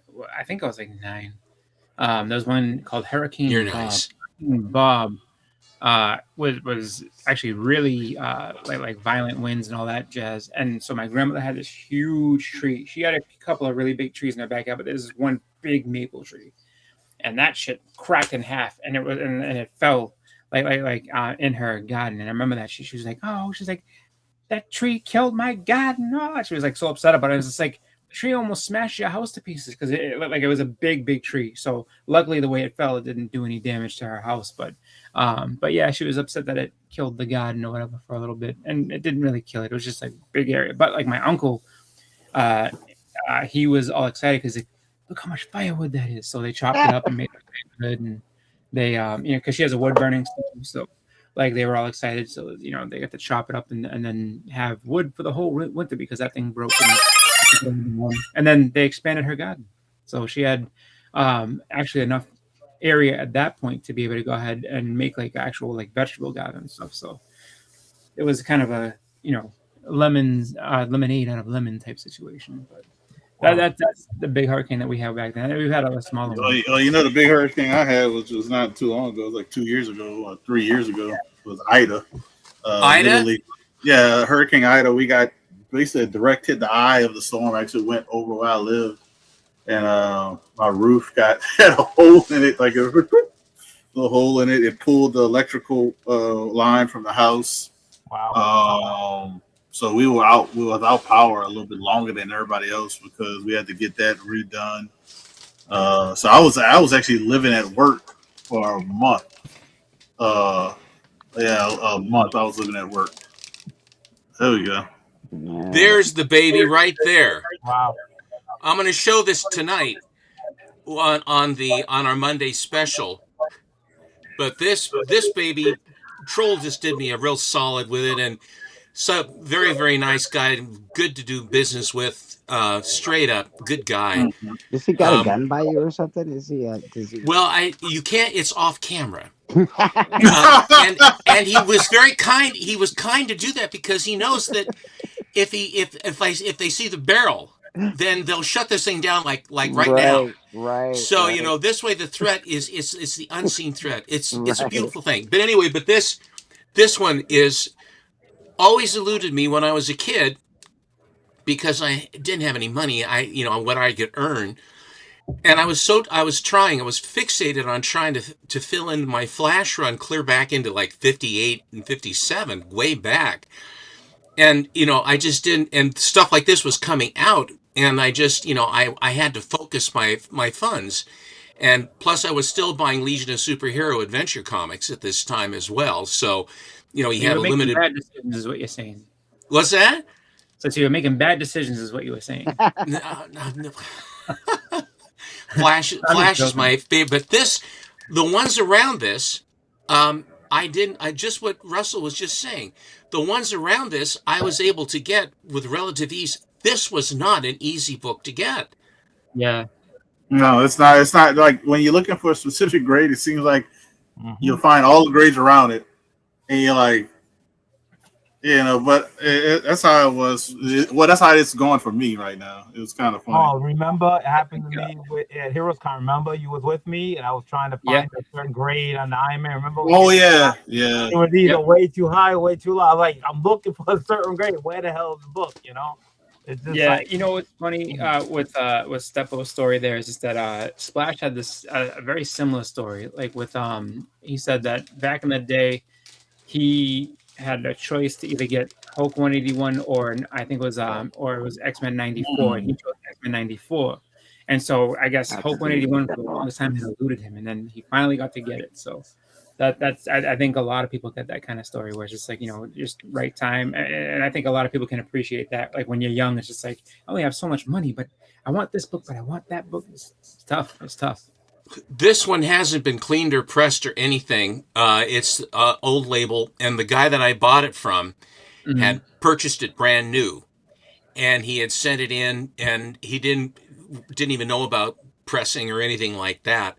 So it's a VF8 just as is, which will probably, he pointed out when I bought it, he says you could crack it and probably do better. I have no intention of putting it at risk. I'm completely content to just have it sit as it is, because and of all the books when I was doing my trades, this book was never ever one of the ones that was going to be on the list. He's a beauty, well, there are people who recently had birthdays. You just send it on over to the East Coast and it'll be fine. Recently had birthdays. Awesome. What about the guy who birthdays this week? What are you talking about? Hey, look, I take my shots where I can, but that's an awesome book. God. That's that book. When you showed that book once before, I've seen you show at least once before, and I was like, I thought I had a good grade because I got a 6.5, and I was like, that just made me feel, so I was like, made me feel inferior in book grades. Oh, for God's sake! Jesus, I don't even have one, so I just admire other people's. But look, the reason why I say that, I worked so hard to get the 6.5. I think I started with a 3.5. I got up to a 4.5, and I think I got up to I can't remember, but I know I've worked my way, and then I got up to a 6.5, and I said, yeah, I'm done. And then I saw the 8.0, and I was like, I guess I'm not. Oh, geez, this is another one that I got. This is another one that I got from Troll. I had bought a white page 9.4 from him, and it was beautiful. And then he said this one came into his possession, and this one is, because the paper quality of this vintage is so bad. I mean, everything tans up real quick. This one is absolutely bone white. It is just amazingly, for this particular book, and the color strike. It must have been very early in the print run to have it be like this. The registration's just right. And MT was talking about this book. He had a copy he was selling on the last Astonishing where he was on, and he was trying to figure out the newspaper. And I had looked carefully, and it's from the newspaper is the front page of the New York Times, December 8th, 1941. So it's the day after Pearl Harbor is where he's crashing through on this cover. Nice. I've seen that book in high grade before, and it's hard to get make it look white, Yeah, I got an 8.5 in that. That's the closest. Oh, a 9.8 of that. Jesus Christ, that's a book that I haven't. No, not him, just me. Okay. I had a 9.8. It's okay. I'm working my way up. This particular book, the green cover, I love green covers, and it's the kind of a book that, once you get it, I mean, you go to war, you go and you shop it, and you bid and you do all this other stuff. And then it's very, very nice to put a book to rest, if you know what I mean. So in other words, when you see it, you don't have the FOMO. You're immune to it. I had that Wolverine 8 that has the blue cover with Hulk and Mr. Fix-It and Wolverine in their tuxedos. Yep.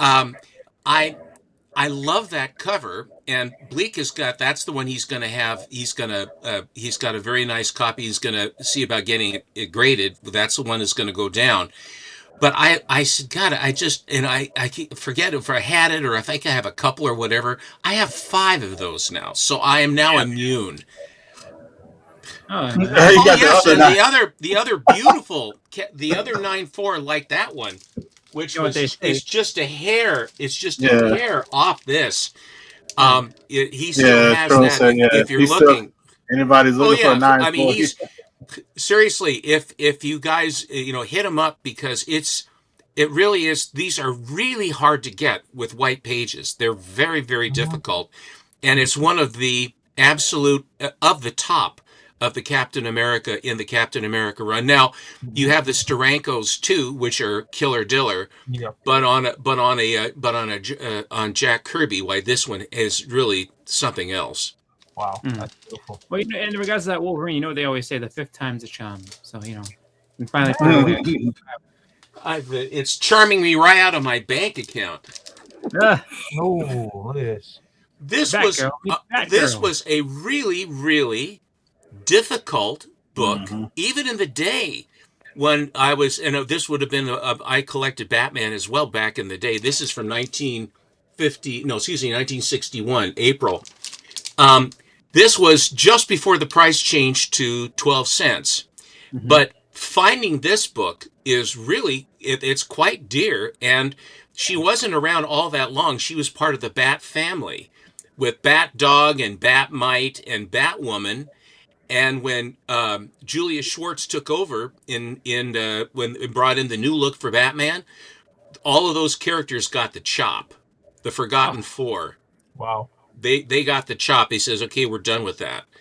And so it was because it was very much a comics code thing to have this family. And I didn't know any different because those were the books I grew up with. I loved them. But I like her costume. Yeah. And she's quite plucky. This is probably one of my absolute favorite Silver Age books that I own, is this one here. Oh, wow. 9.6 too. Yeah, I like the transition of like you see, like I think you talked about it before. Like he's going Shrinking. shrinking, Yeah. or getting yeah. The depth perception. But you look at the trade dress. It's this transitioning orange with purple and dark and bright reddy orange. Purple. DC put really, their colors were just amazing. But Murphy Anderson, Gil Kane's inking is just not very good to my eye. He's got amazing pencils.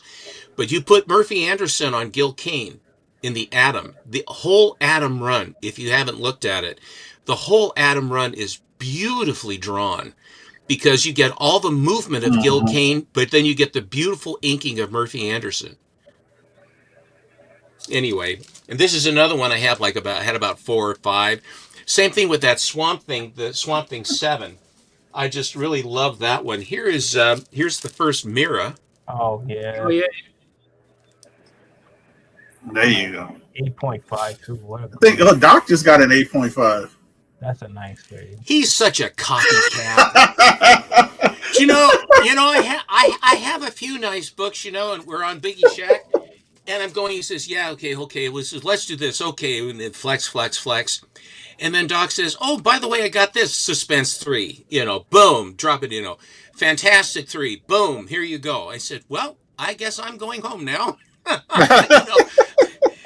Because he has, the stuff that Doc, and I did take a page out of his book because he was willing to trade lots of like all of his Hitler covers from the war. Mm-hmm. He traded a slew of that stuff away, boxes, to get certain books. Marvel Comics 1. His collection is, if whenever he's part of the competition, I take the veil. I will remove myself from the competition because he will win every time, and justifiably so, because he's really, but he'll buy modern books and stuff like that too. He really has a love of it, but I took a page out of his book because you hold on to these books if you're careful when you buy and you get the best you can, that when it comes time to trade or sell, you're in a better position than you might be if you just have a copy, if you have a nice copy, if you can, and hold on to it so let appreciation happen. And that's what Doc did. And he really parlayed some stuff into some really beautiful books. But when you're getting up to that level, you have to give something in order to get something. You can't give him 35 long boxes of Turok #1. It's going to take him too long to get his money out of the books to pay for the trade. But if you have books that are nice that he can then move, then the trade is beneficial for all concerned. It works out pretty well. Mm. This is a good one too. I think this is one of the better Kirby covers around. Yeah, I like that one. Damn, 9.6. It's an old label 962 BLC. It's a Yeah, it beats most my most 7.5. likely not pressed and clean as well with CVCS. That beats my 7.5 though. Wait, it beats my 0. I don't have one of those yet. Zero. Oh man, what is missing a cover? No, it did. It's just in the book. It doesn't exist in my collection. One of the things that I was focused on is there's a black dot right in the middle of the star of a shield. Mm-hmm. Oh Yeah. yeah. And I said, something's wrong. And so this was one of these ones that was the warehouse find. And I was looking through literally a full half short box of this book that the guy had purchased from this warehouse find of the class of 68 books. And I noticed that. I said, and I kept looking. All of them had it. So I said, I guess just the way it is. But then trying to find the one that registers the best, and then finding the one that has the the nicest edges and stuff. And all of these books they're all uncirculated. Were all uncirculated. It was one of the most in my lifetime of collecting. That was one of the most fun I had when I got to do all the big premiere issues. I had a very low grade one, and I sold it, and then I upgraded it. Then I upgraded it again, and I ended up with a 7.5. So I started with a low grade where I paid only I swear to God, I only paid a couple of dollars because it was really old, and really nobody was back then. It was mad cheap, but I got rid of it and upgraded it. So this book is such an important book for the entire DC continuum, and I mean just the reverberations of this with Earth 1 and Earth 2, and then the continuum of the different ages and stuff. Okay, I've shown enough. I've talked enough too. that's some great stuff. I keep going. He said, "Keep going." That was a great cover. Yeah, yeah. Seems like I want to see it all. Yeah, man. You got better grades than I got. I tell you that much. It's but you have the money, whatever it is. But what is coming on now is that a lot of people now have the money, but they don't have the books. And that is and I think this has become, and as things turn around and get better and better, hopefully, then it's going to become more and more a seller's market than it's been a buyer's market. It's still a buyer's market somewhat. It's all about timing, because like you said, people went out, bought it, they have it in their collection, but eventually the person's going to get old and it's going to go back on the market, and it will be out there. It's just the timing of when people are getting them in, hanging on, and when they're going to let go. So you're either in the flood rush where everybody's selling at the same time, or you're at the point where it's very calm and everybody's keeping it. So it'll eventually come back out again, just don't know when. Well, my entire collection is like a stream. It's just I have a little eddy off to the side of the stream. You always say these are my books, but someone else is going to get them. Right. And all the books I got, somebody else had them. So it's just sort of like, and then pretty soon then it'll all be just flushed back into the stream, and then they'll just be shot out all over everywhere. And I'm going to get me stickers that say the Steve Gettner collection. I'm going to get stickers. Yeah, because like you said, there'll be people out there waiting to upgrade, and people also who don't have it. So if the people who upgrade and get them, of course, they'll release whatever they have, a lower grade, and that go back in circulation. So it all depends. Who gets the book. If it's a first timer that wanted the book, wanted the grade, that person's going to hang on to it. But if you're going to get a person who is going to be upgrading, then the lower grade is going to be back in circulation. So yeah, it's all about timing. And I think I'm going to do the same thing. This book is Boston Chris's book. It's not yours. Well, it depends where you look for it too, because like I said, if you're on the East Coast, you check all the East Coast cons, you check the East Coast, but the book you're probably looking for is on the West Coast. And probably. It's just like I always say this whole time. The book is not going to you. You have to go to the book. You have to go find it, man. It's out there somewhere. You just got to keep looking. No, but I do like those things where it's like, oh, this book once belonged to me. I mean, no, this is still Boston Chris's book. You just own it now. You just possess it, but it's still my book. That's what you should do. Put a sticker back like, this is my book. You can't have it. you can hold on to it, but it'll always be mine.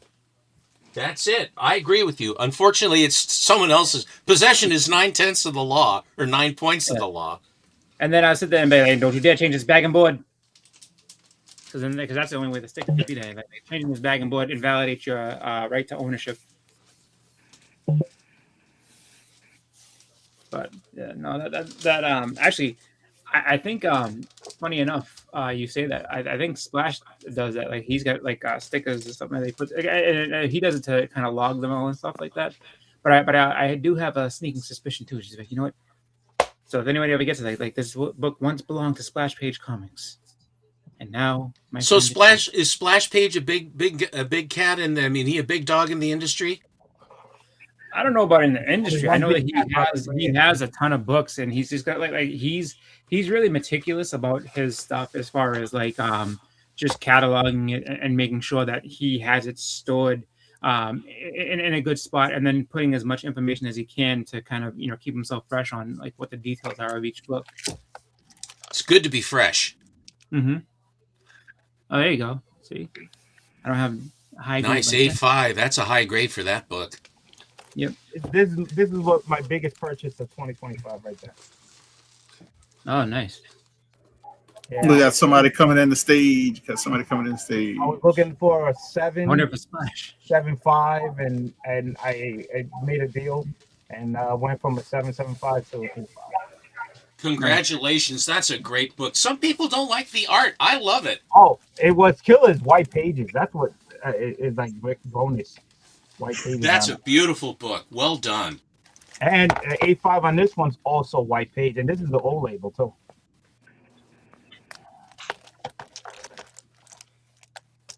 Off white to white on that, but that's okay. I'll take the 7.5.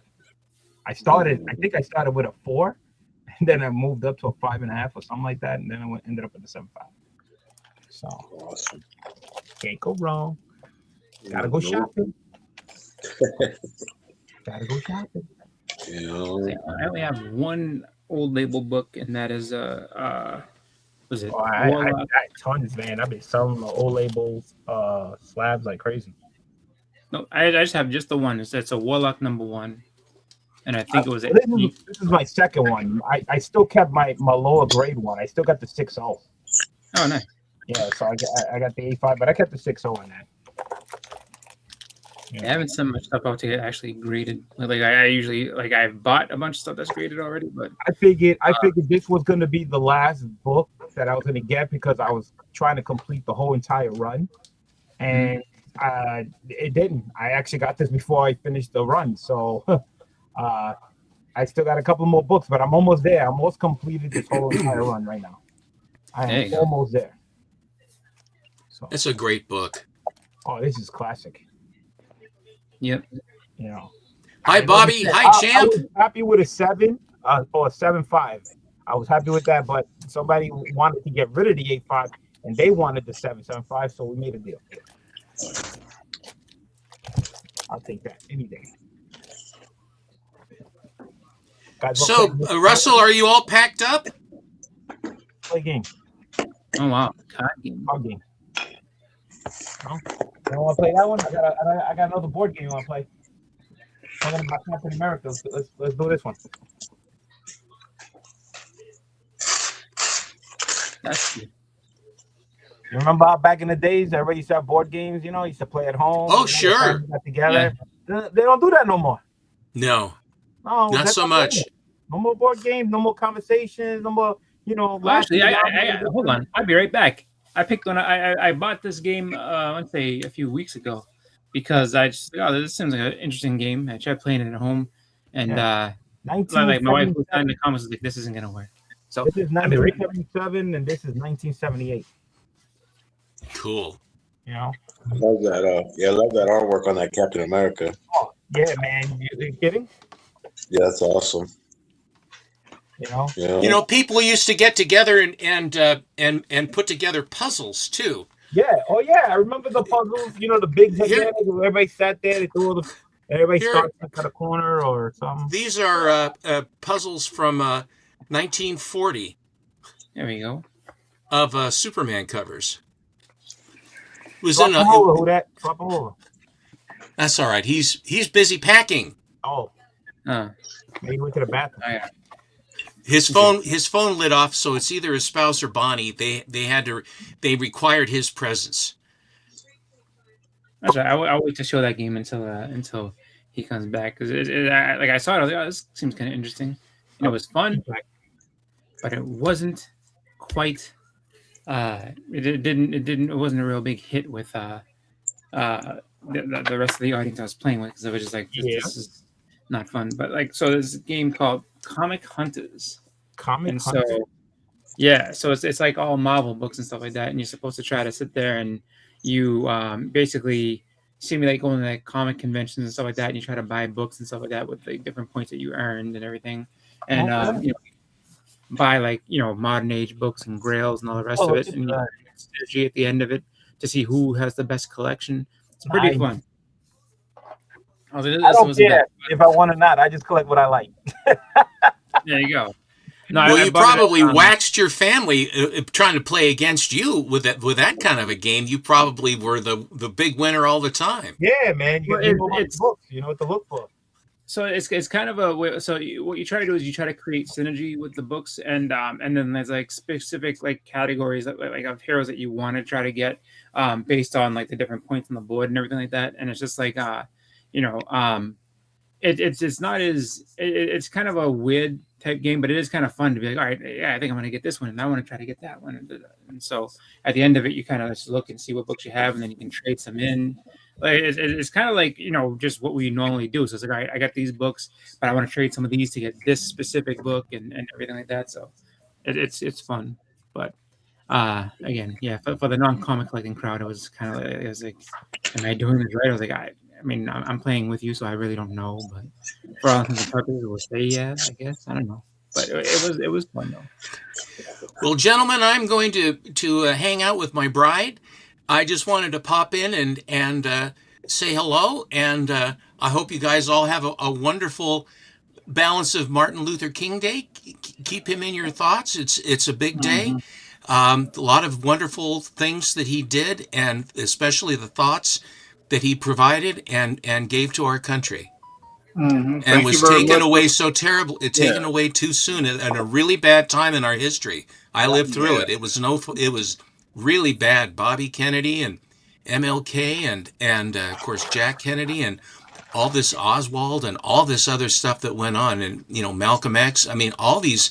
It was really one right after another. It was a very, very bad time, and very, very sad that Dr. King took it. So keep him in your thoughts today. Yep. Yes, sir. And thank you for stopping by. Appreciate it. Tell Miss Susie we said hello. Oh, look at Bobby Drew and Martin Luther King. So yeah, thank you for stopping by, Steven. Y'all have a great day. Enjoy the weather if it's not too bad. It's beautiful, sunshiny outside. I fully intend to. I appreciate it. I'm gonna have Champy's gonna take me for a walk. All right. Well, it's good to take. Let you see you later, guys. See you later. Hi, Steven. Yeah. This way's better. I think this was better. Yep. But yep. How you doing, Bobby? That was a nice drawing.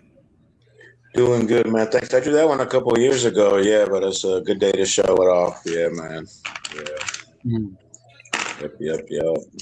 I'm working on this one right now. It's Justice League No Justice. It's an homage to Justice League number 28. Yeah. Oh. There you go.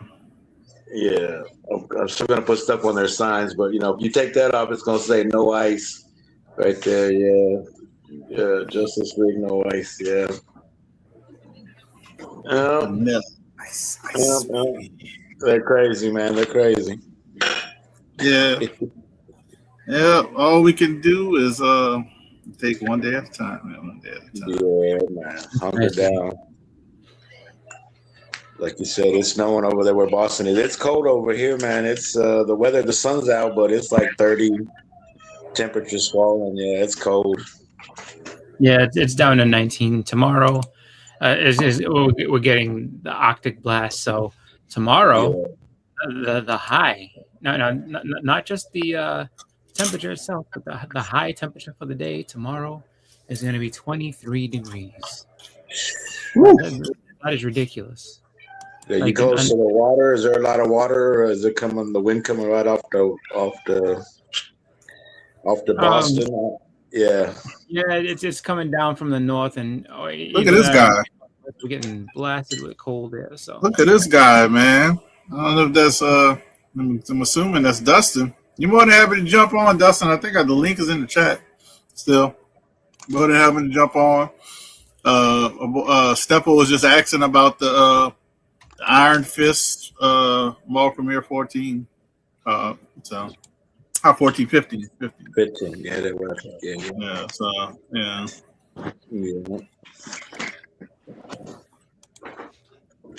I'm eating king cake. If I'm off camera.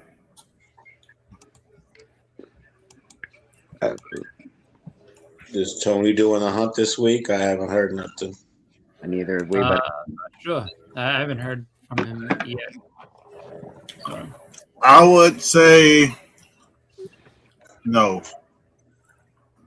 Maybe. I would lean more on the no side. Actually, I would lean just to what I know. I would lean towards the no side, but I don't know if he's going to be on Sand selling Friday, but I'm assuming he might be, but I'm not sure. Hey, Huda, have you heard from Yahweh? Is he alive? I don't know if he's alive or what. I never heard from him. I've not heard from him. I think MT, who was in the chat earlier, he even messaged him and stuff like that. I hadn't heard from him. So, yeah, I haven't heard from him at all. what the fuck happened to Yahweh? What's going on? Well, he was supposed to come to the convention. BLC knows this because that was supposed to be his roommate. Yeah. I had a room with 2 queen beds, Mm-hmm. and it'd have been even cheaper than it already was. Man, look, man, this dude entering as the D. It says D entered the chat. Look at this. It's freaking hilarious. Oh, I'm gonna get him in like this. We'll get him. I ain't getting no super chat, so I'll just do this.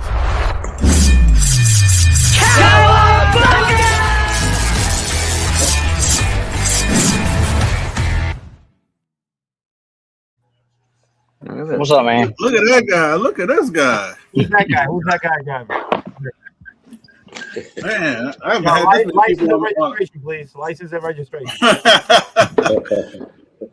What's up, Dustin? How you doing? Oh, I'm doing good, man.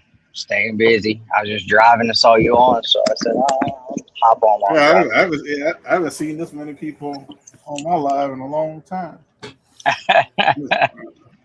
Man, it's like the good old days. It's like COVID days.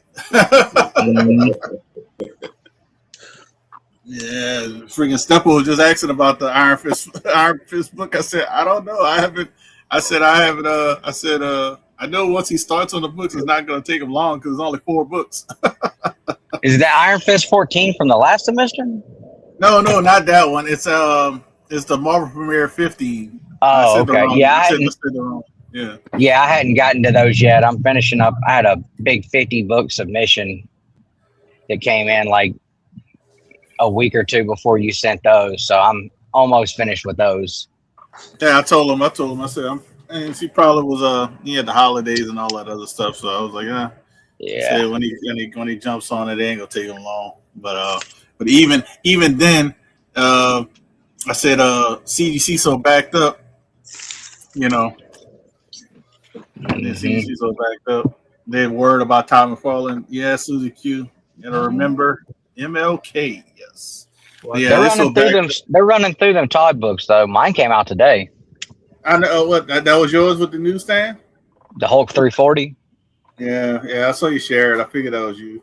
I pointed a middle finger when I saw you share it. Yep. You know, let me check my account.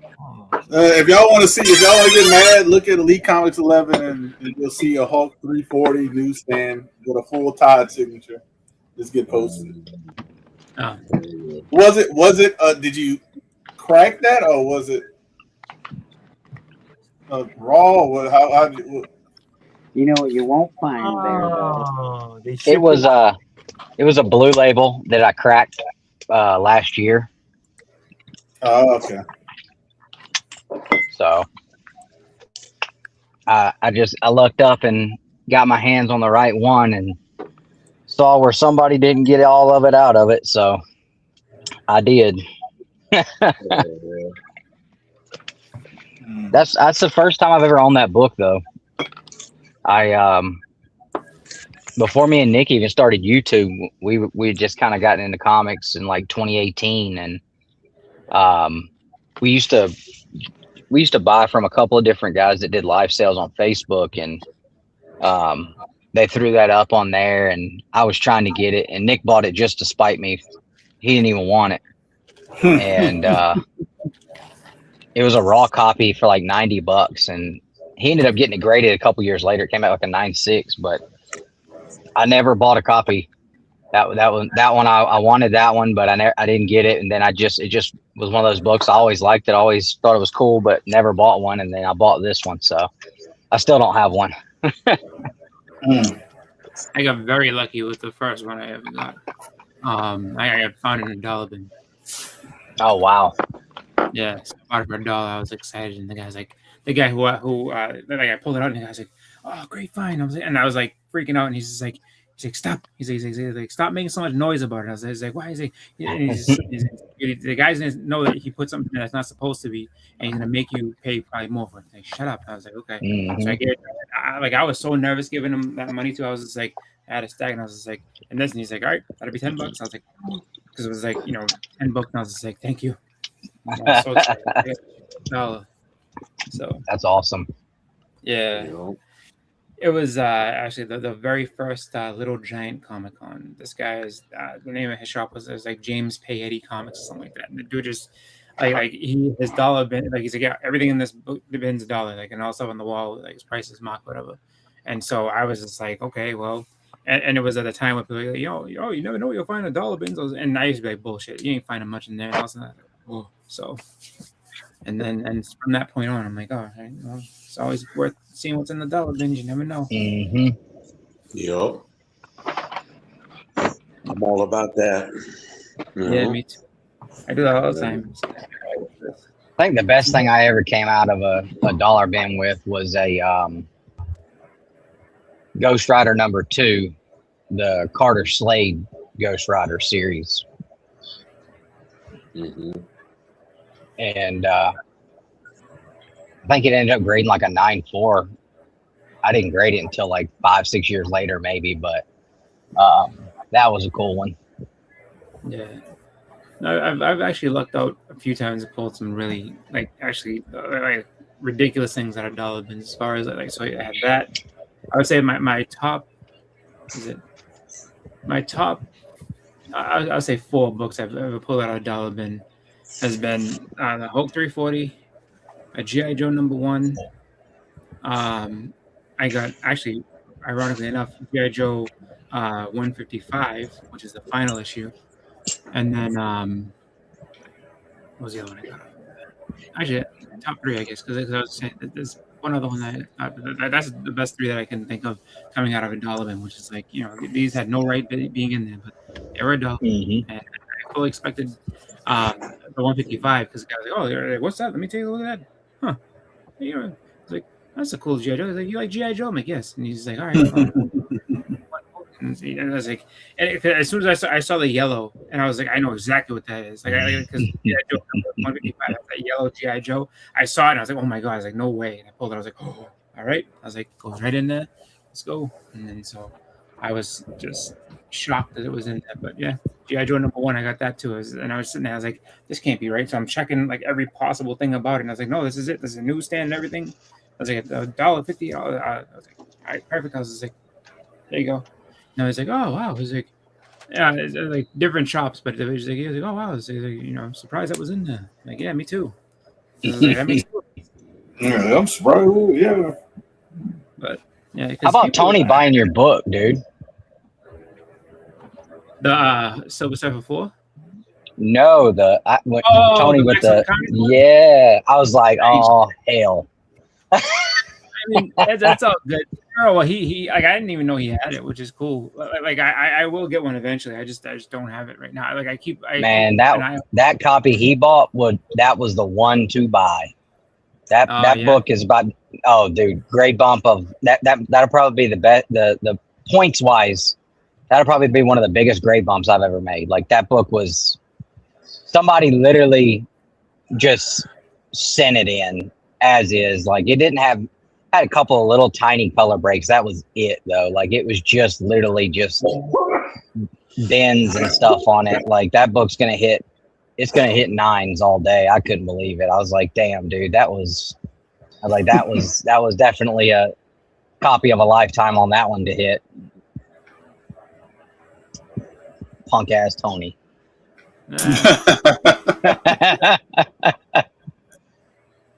But he's always looking and finding different things. So it's just like, and then that I'm sure is going to be a stepping stone to something else. Cause like that's one thing I give a lot of credit on is that like he'll find things and have them and then be like, all right. And kind of show it off. And then just be all right, putting it towards something new. Cause he does all this.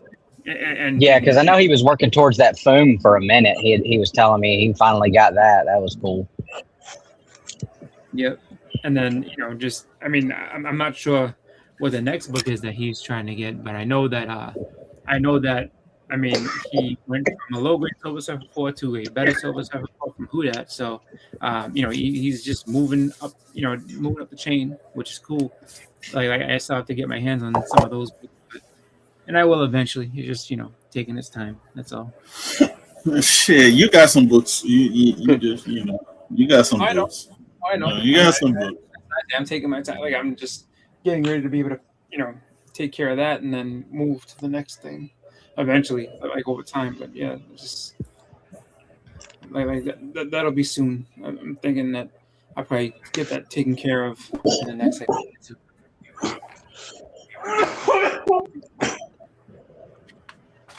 Yeah, I worked up to a couple of books this year that I really have been wanting, but after buying a house, like I had to use them to recoup. I had that Avengers 4 and like an 8.5, and that would have been a forever book, and I needed the money though to help with recouping from moving. So Man Cave bought that one from me, and then I had the 7.5 Marvel Spotlight 5, and I ended up moving that one too. But I'm hoping at Heroes this year I'm one of those two in a grade like that is what I'm hoping to get. 8.5 in the event. I don't know. Oh, dude, I bought that from a 6.5. I bet you could, because the number of books that I saw that were there, I was like, oh, I didn't think I'd see this yet. Like they have that Alf 48 there. Like somebody had the Alf 48 there, and it was on the wall, and I was like, I should have went back, like just but I'm like, it wasn't my focus. I was like, you know what? Like I hadn't picked up that Morbius yet, and I was really looking for that, and I had been shopping around over and over. I actually, funny enough, I picked that up on, I think it was Sunday. Sunday before I was leaving, because like the guy who I talked to, he was just like, I was like, do you have any room on this? And he's like, oh, I'm just a buyer. He's like, let me go and get the owner real quick and talk with him. And so I was like, okay. And then he talked to him, and I asked him, I was like, well, would you do this on that? And he's like, stay right here. So let me go talk to him real quick. And then so the guy came over, and he was just like, and he had it for like $250. I asked him if he'd do $200 on it, and he was just like, and the guy was just like, he's like, I can do $225. I was just like, perfect. I was like, I'll take it for $225. And he's like, all right. And it was a thing. And then so the guy came back to me. He's like, yeah. He's like, I've been telling him all weekend that like he needs to kind of come down on a couple of these. Not that they're too high. It's just like, but people are willing to buy if you're willing to work with them. And so like that's what he told. I went over and told him, he's like, this guy wants to buy this book. No one's been over here for like a while. Like you should probably sell this if you want to make some money. So I was just like, thank you for speaking on my behalf. So. Mm-hmm. Some of those guys, man, you can get them to will and deal, but then like, and Russ knows as much as I do. Like, there's some of them guys up there that me and him see all over the place. Like you just like, don't even walk up to the table because they ain't budging on nothing, and they're already 20% over market. And it's just, it ain't happening. There was one guy, I forget, like you might, I don't know if you went to his table or not. There was one guy, he had a bunch of it was really high grade raw stuff, and it was nice. It was Yep, absolutely nice. that's that Like, guy from Miami, and yeah, he wanted like 9.8 prices on everything. I'm like, dude, I was like, what the hell? He's like, yeah, this is a $600 book. I'm like, $600. I was like, dude, I was like, Yup. like this is like $100 book raw like this. He's like, nope, 600. You'll never find a higher grade than this. I'm like, dude, but it's not slabbed. I'm not paying that kind of money for that. Like, crazy. I go to his booth every year. I forget his name, but he's out of Miami, and I go to his booth every year. I've bought maybe 4 or 5 books from him, and the thing with him is like, you know, if he's got a raw book that in a 9.8 is going to fetch $1,100, he's going to ask $1,000 for it. Yeah. But if I buy 4 books valued at $1,100 and he's got them all at $1,000, and I offer him $2,800, he's going to take it though. Like he'll work with you on the price as long as it's not just one book. But you know, if you really know what you're looking at, I mean, not all his stuff's gonna hit 9.8. But I've gotten lucky on a few of them. Last year I didn't buy anything from him though, nothing at all. It just I didn't see anything. He was picked over, but I mean, you know, I know exactly what you're talking about though, and he definitely has the highest. Oh, they were gorgeous Raw books. copies in the whole place, but yeah, his prices are wild. The problem is a guy like that. He wants the price. He wants the price, but he doesn't want to do the work for it. So yeah, you know, if I have to do all the work for it, if I have to get it graded, if I have to do all the whatever for it, then you're gonna have to drop that price down. Yep. Yeah. Well, I mean, but like, just like you said, the best way to deal with that guy is if you see a book you like, you pull it out of the bag and you pick the book apart right in front of him. Like you show him 9.8 is this price, and you're $100 off a 9.8. This book has this issue, it has this issue, it has this issue, it has this issue. Now, can I press and clean the book and hit the 9.8? Probably, but as it sits, it's not a 9.8. We're looking at maybe 9.2 price. 9.8 price to a 9.2 price is pretty significant. I'll pay you slab 9.2 price for it. And, you know, if you know you can hit the 9.8, you're going to win on that. But 9 times out of 10, you know, that's the only way you're going to get it. And then at the same time, like Bleak said, you know, you gotta count, you know, how much is it going to cost you to get the work done on the book. Plus you're making the gamble because, you know, CGC, I mean, not 100%. Let's be honest. Yeah. CGC doesn't. They're not always right. Bro, I can tell y'all some stories. Good God Almighty. The whole thing's a facade. Yeah. Yeah. These fools have had me so mad the last 6 months, man, I swear. But I mean, you know, guys like him, you know, like I said, there's ways to get a deal on him, but you got to work for the deal on him though, for sure. Yeah. No, I chose to go to some other people, but there was books in there that I saw that I was just like, dude, I never like, so the Al 48, and then they had I don't even know which booth had it. I know I couldn't afford it at the time, but like somebody had that Snake Eye. It was a Storm Shadow Snake Eyes 19, that variant, the Purple Rain one with Snake Eyes on the cover. And I couldn't believe I was seeing that in person. I was like, dude, like the only one I've ever seen has been on eBay, and someone wants $6,000 for it. I was like, it was in there for $1,400. I was like, I need a better job. I seen them they were on Instagram, not Instagram, they were on YouTube at one point. Roman Curtis had 3 of them, but that was the only time I've seen. And this was like years ago. This was before COVID. Yeah. I was so shocked when I was like, wow, that's like another one. And then pretty much whatever book you want for them. I would say whatever book that you know of that you really want, it's in there. Like you can find it. People got all kinds of stuff, and it's just like, you know, it's just all in, you know, what you're looking for at the moment. So, Heroes was fun for that. Like Heroes definitely. And speaking of CGC, this dude, like you saw my last submission, like the freaking Uncle Scrooge hit a 7.0. It's something. It was like some other book, but the book I thought was going to hit like in the 8s hit a 7.5, which was the Black Panther prototype. And you look at the back of the book, they damaged the book. So that was like that's obviously why I didn't get higher than a 7.5. I was like, what the hell? Dustin would have saw that mark. That book was when I said that book looked like it, honestly, and I might be overspeaking. I thought that book might have hit a 9.0. That book was that nice. It was nice. They just Jenny prison. They just killed me. I had a Cap 17. Oh, go ahead. It had a finger fucking bend, and I'm like, there is no finger bend. I pressed that book. There's no fucking finger bend, and yeah, that's what it came back with. I'm like, are you fucking kidding me right now? Pissed. I was furious. Actually. Yep. I cracked open a 9.4 Cap 117. I was expecting 9.8 all day. I wasn't worried about it. I wasn't even checking like when it went into grading. Like a lot of times when it goes into grading, like I'll check multiple times a day. I wasn't even checking. I knew this book was hidden. It came back a 9.6 green label with a detached staple where they popped. They blew out the staple on the bottom of the cover, completely detached it from the cover. Oh my God. Easy, bro. So now I'm sitting there with a 9.6 green label Cap 117 worth about $4. I was like, you can't even. You're not even. You have to give that away. You can't. Yeah. I was just like, well, I don't know. I guess I don't know. Like it's worthless though, and I mean nobody's gonna touch it. Which to me, like it's got a detached staple, but the green, I would rather have that than a book with restoration. But a purple label 9.6 goes for more than the green label does. I didn't even know I had this. What a purple goes for what in a green label? What? Doesn't make any sense. Oh my God. Oh, Ivan Towel? It's limited to 333. Oh wow. You know what that means? You sell it and get something else. No, but that's the problem. You can't sell it. Nobody will buy it. Here's the funny thing. Oh, you're talking to him. My bad. You got two of them. Yeah. And get another one. I didn't what was I say?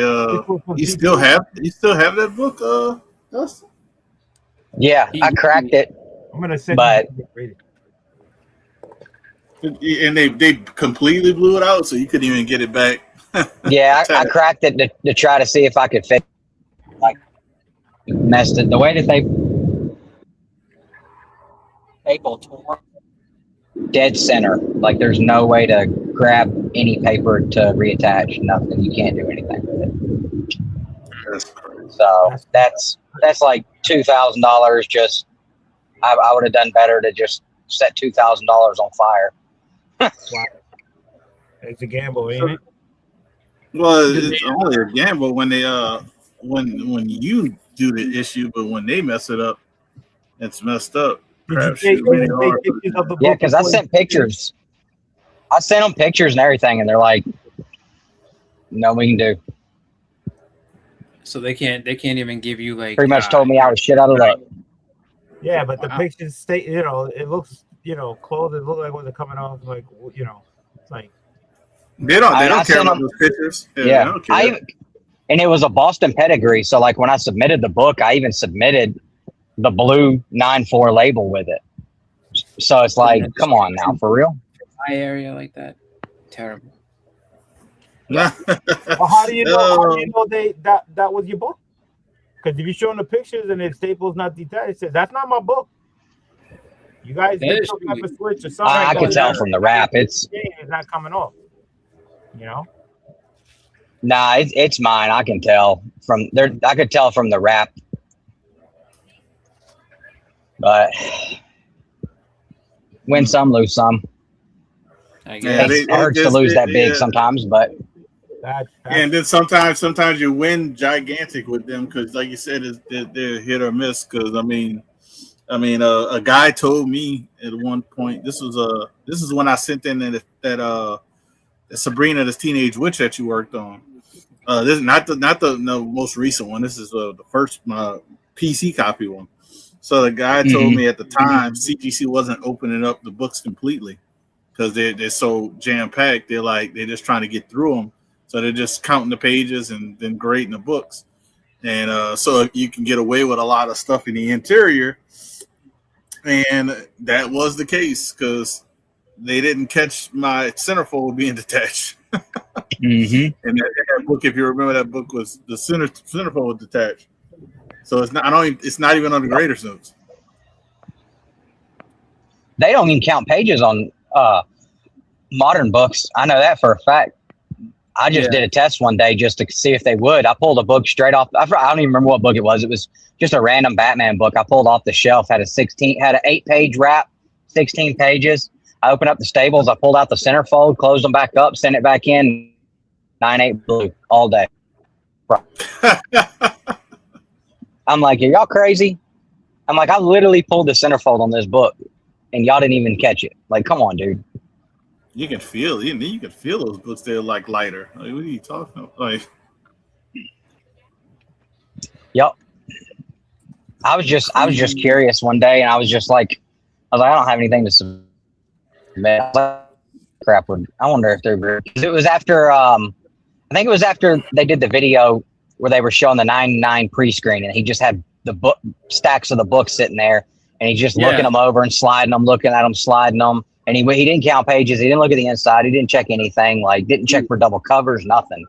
And I'm just like, I'm like, yeah, I knew it. Every time they release a video, though, like whenever they did the Todd signing, they released some videos showing the graders grading them and the encapsulation process. And I'm just like, y'all are just sitting there at a computer desk with a desk lamp, crap all over your desk, stack of books sitting there. Like, I have a more professional setup than y'all do because I was trying to make sure I could see everything they could see. And I'm like, there ain't no way. Man, like that was like I remember that one, and that's what kind of gave everybody the that's what pretty much tipped people off that like they do comparative grading. And that's when if you ever watch like automatic, he basically was saying like so I remember watching him talking about it. He's like, it's like he drives me nuts.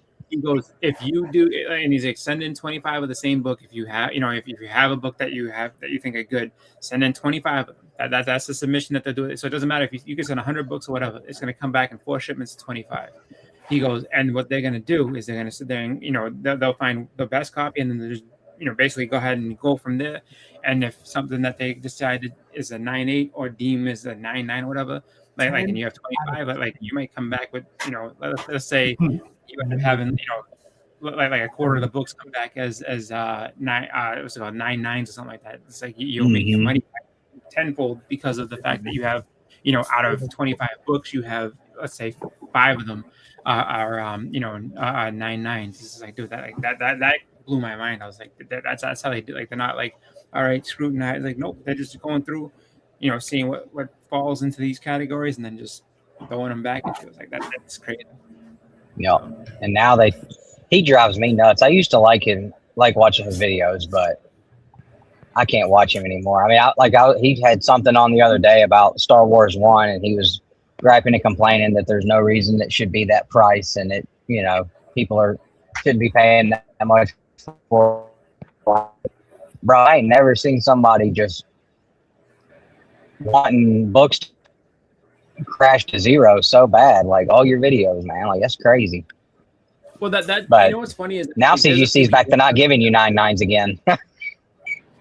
Well, yeah, because I mean they expose it off and they said like this, and I mean to be honest, they did the 9.9 thing to kind of cover up that whole scandal that they had going on. Like, that's why they were doing it mostly.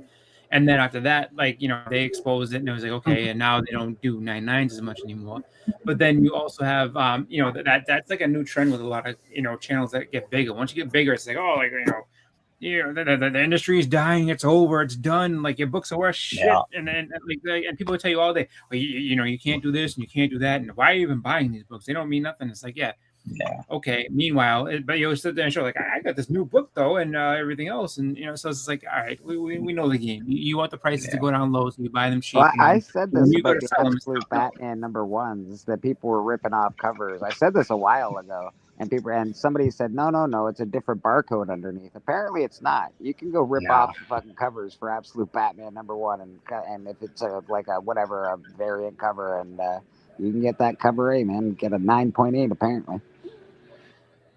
Yep.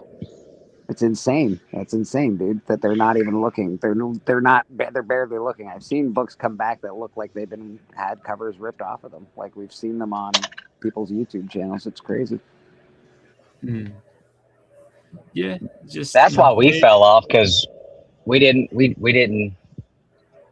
to jump on that train, and it was just like, I'm not gonna spend all my effort and time making videos trying to tear down the hobby that my channel is about. So we just hung it up.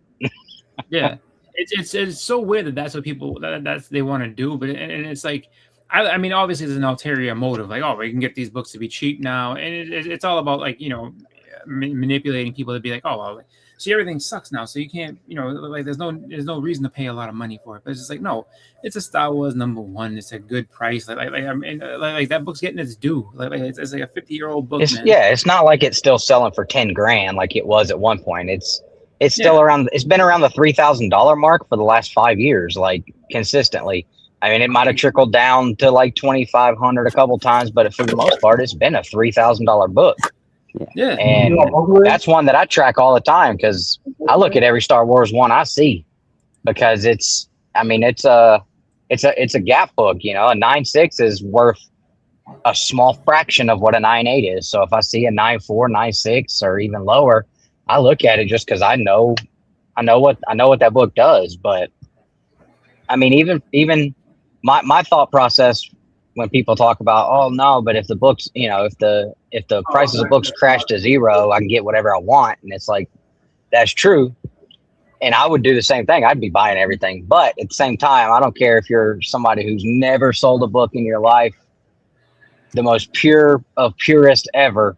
Like, there's no way, if you're sitting in a room with 1,000 books around you that you've bought over the last 10, 20 years, that you can't, that at some point you're not going to think about how much money you spent on this, and now it's all worth zero. That's not going to bother you a little bit. Like, it's, you still love the books, but there's also still that thought of like, damn, man, I put a lot of money into this thing now. It's kind of like a house. Like, you buy a house, you pay your house off tomorrow, and it's like, that feels great. Paid my house off. But if you pay $300,000 for it and you wake up tomorrow and it's worth $100,000, yeah, it's paid off, but that don't feel real good that now it's worth a third of what you got into it. No, exactly. It's just, and that's, I think everybody, I mean, anybody would feel that way, because it's like, I mean, think about it. It's like, if you're someone like I've been a comic book fan and collecting since I was like 8 years old. So it's just like, and on and off, obviously. Like, I've been sitting there like straight through and everything. But it's just one of those things. Like if everything went to zero, I'd be like, so I wasted my life on this wonderful. Like, I have stacks of these wonderful books that are worth absolutely nothing. What did I do? Why did I do this? Yep. So, well, even if you don't think, and this comes from a guy who collects Power Rangers.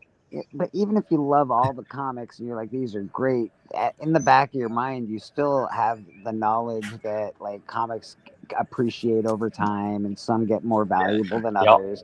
And it's sort of it's a cool part of our hobby. If that part of the hobby goes, not quite as cool anymore, is it? Oh no, well, it's gonna be hard for Comic Cons to stay alive too. Sure can be. And how much do we enjoy the shit out of a Comic Con? Like, I mean, I sit and fiend for one all year long until Heroes comes around, and if I didn't get to go, big business, Dustin, because like businesses are now investing in comic books and banks investing in books, like comics. And they're not just investing in Superman ones and action comic ones. They're investing in lots of different kinds of comic books. Yeah. So it's changed our hobby quite a bit, because I think this is the first time that's really ever happened.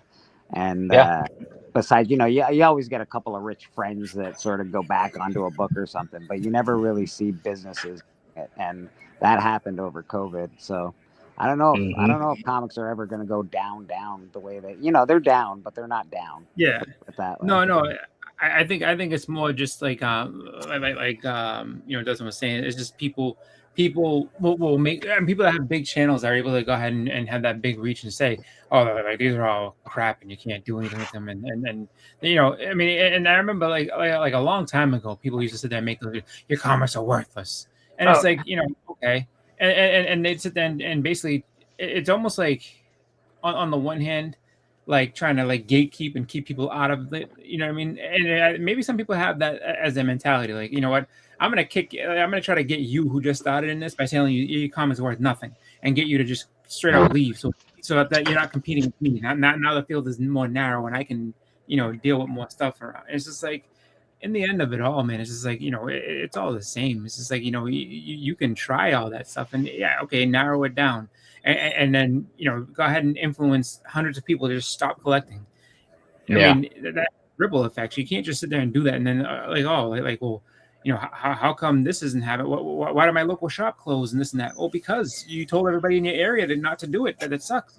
And now, like, oh, the shops are closing around me. I have no choice but to go online and buy comics. This isn't fun. Like, yeah, like maybe instead of just trying to keep it for yourself, you let other people have it too, because that's the only way it grows, is to get more people into it. Well, coming from someone who 90% of their collection is Power Rangers, Mortal Kombat, and Ninja Turtles books that are not worth anything to anybody outside of me, like, I think about that all the time. Like, man, I have spent all this money on these books and I wouldn't give them or trade them or sell them to nobody. But if something happened tomorrow, well, I can't do nothing with these. And that's most people's collections. That's like, I have a handful of, well, a little more than a handful of books now, but that are worth money.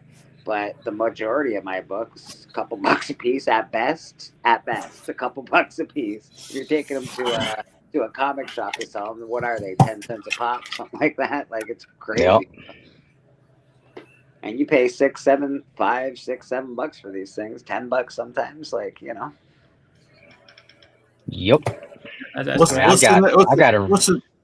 Oh my, go ahead. No, I was gonna say, I've got original art, Mortal Kombat and Power Rangers that I've spent thousands and thousands of dollars on, and like, these are 101s, so 90% of it I've bought directly from the artist, so they've never even hit the market. But it's just like, if they were to hit the market, do I even come close to recouping, even though it is published original art? I Probably think not. Actually, I don't know. You do now. That's no, it's because that's true. Because who's, what I mean? Because if you're talking about Mortal Kombat, so you're buying from like John Tobias, right? And his name isn't huge. His name, I mean, people might, well, people that most of my stuff I got from Patrick Rollo, which is the guy who did all the original books. Yeah, if Tobias it's original stuff, stuff, touch them.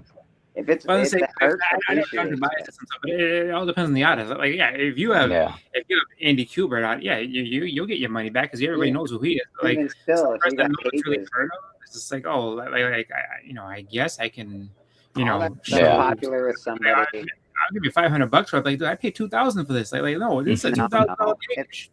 Not now. Have you seen the price of art? Like, come on, man. Art's going for fucking $1,000 a page now. It used to go for not everything. Like you'd be I would say the next time you go to a con, if they have them, like you should look and see like what you can get for like under $50, because there's stuff you can get for under $50. Oh yeah, you can. I've looked. It shocked me, because I remember who that got. I think that the Captain America page that he got, with all the Hulk people turning into Hulks and stuff like that.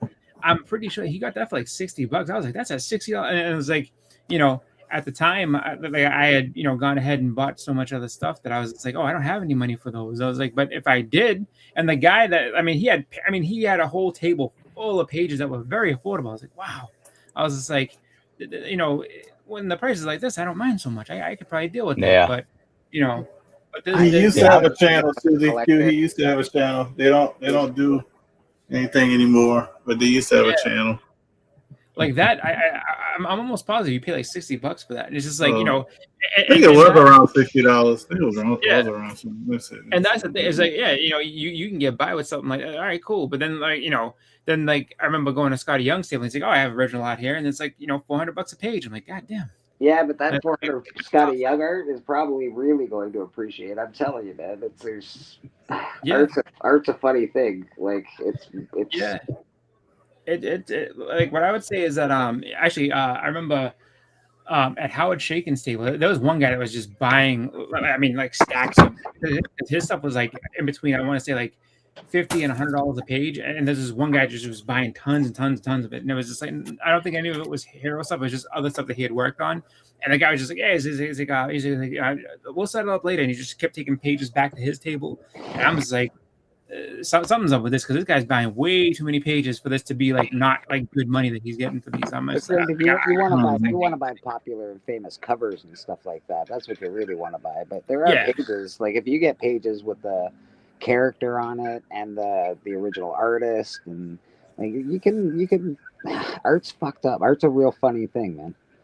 Yeah, I think the other thing too is that like because like when I mentioned how it's shaken, it's just like I think too a lot of it has to do with the artist's age too, where it's like you get these guys that are older, so it's like their artwork is gonna be once they're gone, like they're not making any more, and it's just like, oh, like let me get a bunch of this, and it's a morbid thing to think, but let me get a bunch of this, to be ready for when that day does come, that I can go ahead and hey, you know Let's what? be honest, even Beckerman, he doesn't like the most popular characters in comic books. Yeah. So he's not collecting Amazing Spider-Man pages. He's not collecting Nope. that stuff. He's collecting But what he, the new Warriors. but what he and does stuff. have is, you look at it, it's like, oh, he's got a bunch of new Warrior stuff, and he used to be able who was the he artist? It used was to be Mark able to get it Bagley. for It's like, oh, cheap. he's got a bunch of Mark Bagley, art with splash pages and everything else. It's like And he used to be able to get it for very cheap, but now it's gone up Yeah. in price. Oh Even yeah, absolutely. like, And for him, for anyone who's like, oh, like New Mutant, I mean New Warriors, it's like, yeah, it's all Mark Bagley art, dude. It's like, so this is an easy sell. Yeah, it's New Warriors, but it's Mark Bagley art, and it's multiple characters. I got the splash page, I got this, I got that. It's just like, if you, and then I think like everything, it's getting in at the right time, and making sure that you can get just the right stuff. It's just right now it's a little more expensive to get into it, but I still think there's growing room with art. Yeah. I don't get into it. It's not my bag, but I do love it. But I don't have enough room to. But yeah, some of the stuff I'll say some of the stuff is. Some people have a stuff priced to move, and some people have stuff high. Because I go to my buddy's table every time in New Orleans or any other convention when he's at in Louisiana. When I'm there, is Tim Lottie. Tim Lottie, he did a lot of Ghostbusters covers and interior. He did Turtles. I think he was doing a Turtles cartoon or Ventures cartoon or whatever. I don't know if it's still going, but he was doing that. Excuse me. But he was doing that. He did some other stuff as well, but he has pages and covers, but he wants like thousands. Yeah. You want a few $1,000s for some covers, and he wants a. I'll put it like this: I would have to, if I bought one of his pages, it would have to be one of the off pages where it might be like $200 or $300, and anything that's really good, I'm gonna pay $500,000 or even more. Most likely more, because I've seen he had pages like $5,000, and I'm like. I just watched the video on buying art, so he's just gone through this as well. It's an interesting video. I don't really watch Swag. Yeah, but I would love to buy some of my buddy's original art, but I can't do it for that much. It's expensive. How do king cakes taste this year? Oh, they taste amazing. They always taste good. She's infatuated with look like king cakes and beignets right now. I mean, I can do this. If you guys want to try a king cake, I can get one mailed out to you guys. The shipping is expensive because they ship it second day air. So it's like shipping could be ranges between $40 to $50. But a lot of the king cake shops around here do ship internationally. So ship not just locally, but internationally. So if you guys want to try a king cake, I can get one. We can make one arranged to get shipped to you guys. And like for instance, like if I put the order in today, they should ship it Tuesday. You should get it by Thursday. In some cases it might be by Wednesday, depending on how fast it is. But they do second day air. shipping on the king cakes. They don't charge you. They don't overcharge you, which I thought they would. I looked at like the king cakes like $25. I'd have to just relook, but the shipping's around 40 to 50. And that's where you really gotta get your payment on. But yeah, they're very good. It's like a cinnamon. They got a little cinnamon in them. Almost like a big giant cinnamon roll with some icing and sugar and stuff on it. But it's great. My daughter likes eating them for breakfast. That's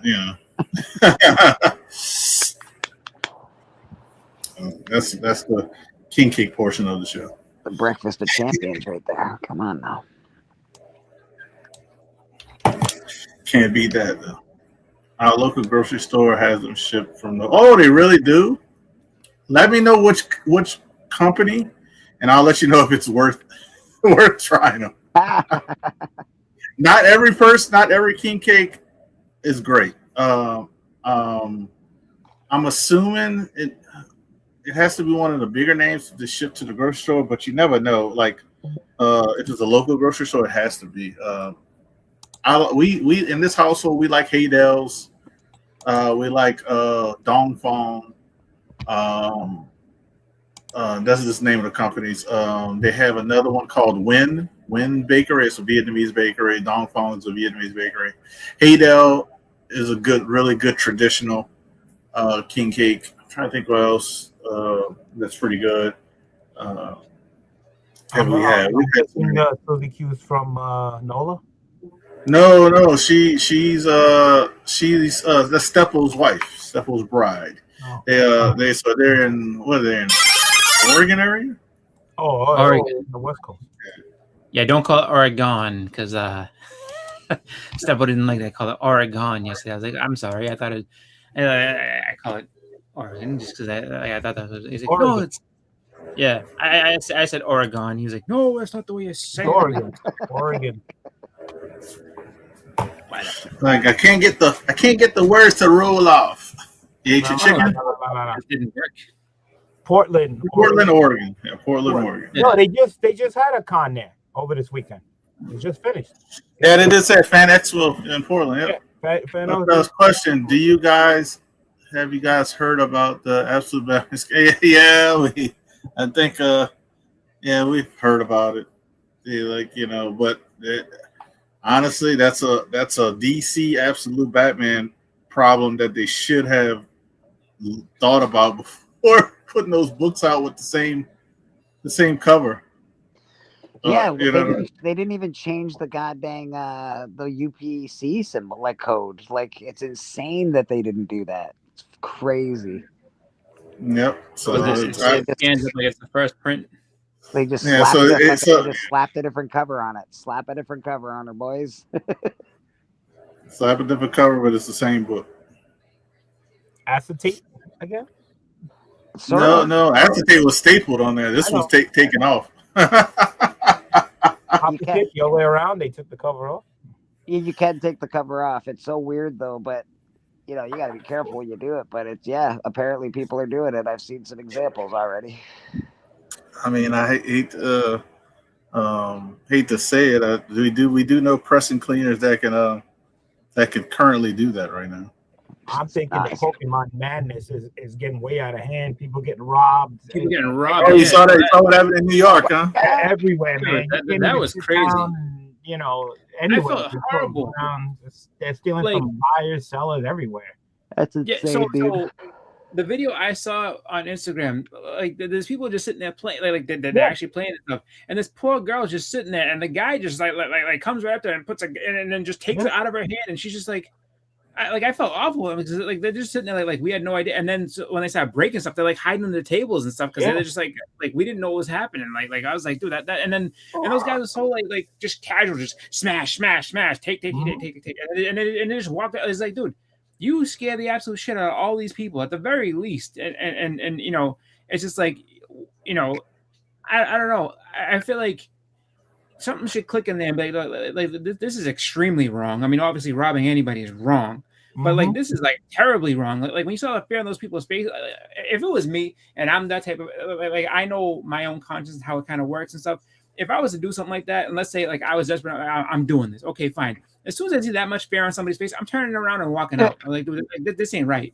This ain't right. Like, because I mean, it just think about that. Like, yeah, we're going to our favorite spot to play Pokemon, just to relax, have some fun, this and that. Then that happens. Like, you just ruin that for all those people, and now they're scared to death because they don't know if what they want to do is safe. It's already hard enough opening and owning one of these shops, like a comic book shop, a gaming shop, and then now all of a sudden, what, I have to have security guards? Yes, there, like, so dude, I gotta pay them. I can't have that. I gotta pay a couple employees. I gotta pay a security guard. Like, now where there's no profit because comics are not that profitable. Literally before, they were breaking into the comic book LCSs and stuff and stealing them and going into people's houses and stuff when they know they're getting stocked up. But now they're actually going dead in your face with a gun and just taking it out of your hands. I mean, and that's what I mean. Like I'm not. Trust me, I'm not advocating for anyone to do anything, but at least okay, you're busting in somebody's shop and this and that, like, which is terrible, 100% terrible, wrong all the way. At least at that point, though, it's just like, okay, you're not hurting or putting anybody really in danger. You're just doing something that's very wrong, and hopefully you get caught and prosecuted because you're committing a crime. But then to do it in that way is so much worse. It's like, dude, like just because you got to think about it too. It's mostly probably kids that was in there that you're sitting there putting. You know what I mean? It's just like it like that to me is just like that's like the lowest of the low that you can sit there and just worst part continue is doing. too, boss. It seems to me that like if you look at all of the things about it, it seems like a crime of greed. It doesn't seem like a crime of I like because you're stealing Pokemon cards. You that if you needed stuff, you'd have to sell the Pokemon cards to get money. I'm thinking more of the ones that breaking into LCSs, they're grabbing the box and stuff. Today, those are the older guys. They're selling it for money because they know there's money involved. The ones that picking up, those are the younger guys that don't go that route because they don't know how to plan it out. It's easier for them just to walk in, say, "Hey, give me your Pokemon cards," and walk out. And meet the young kids. And you can't, with young kids, you just don't know because they're a bunch of idiots. They don't know. Yeah, exactly. They'll pull the trigger by accident or whatever. The gun goes off. Somebody gets shot. I mean, it's just stupid dumbness, man. And you can almost understand crimes of like we're in need, we're all hungry, yada yada yada, whatever the case may be. But it just doesn't seem like that to me. It seems very much.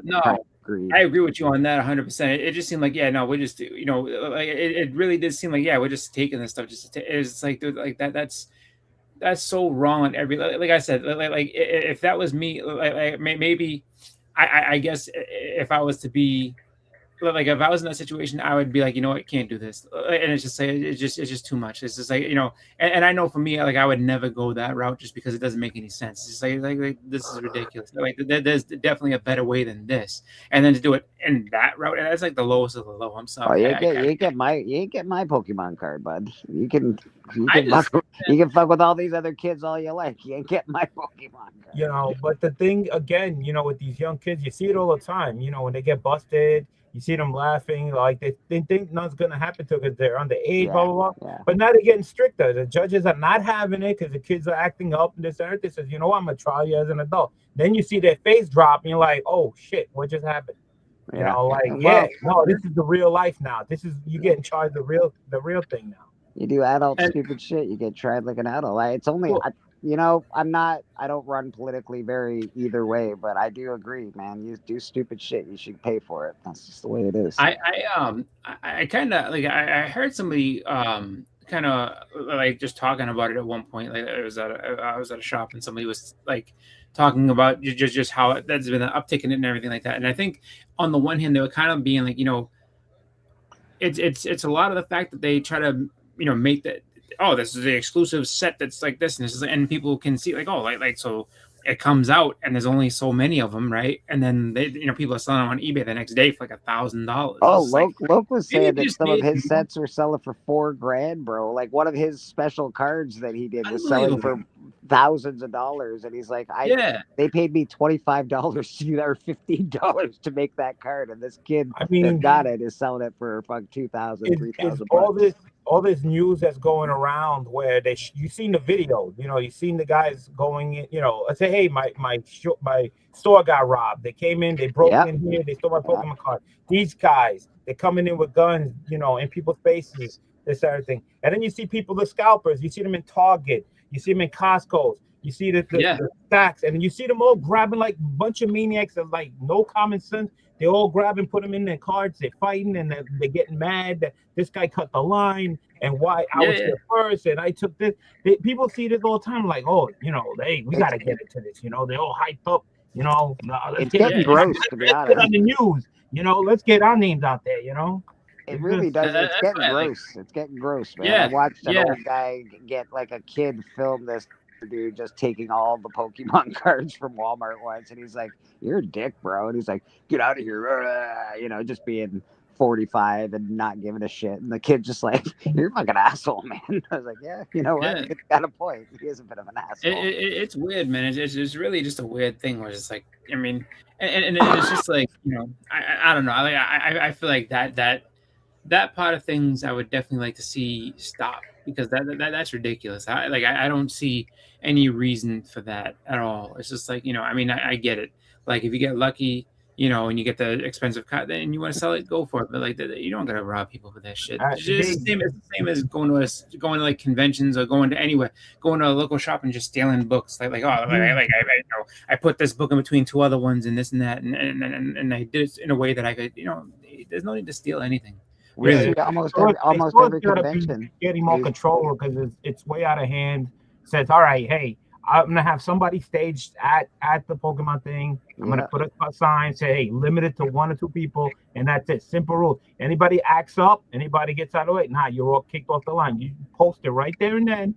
Don't act like a little kid. Because a lot of these adults are acting like little babies, like little kids. Like, give me a break, man. They're worse than the kids.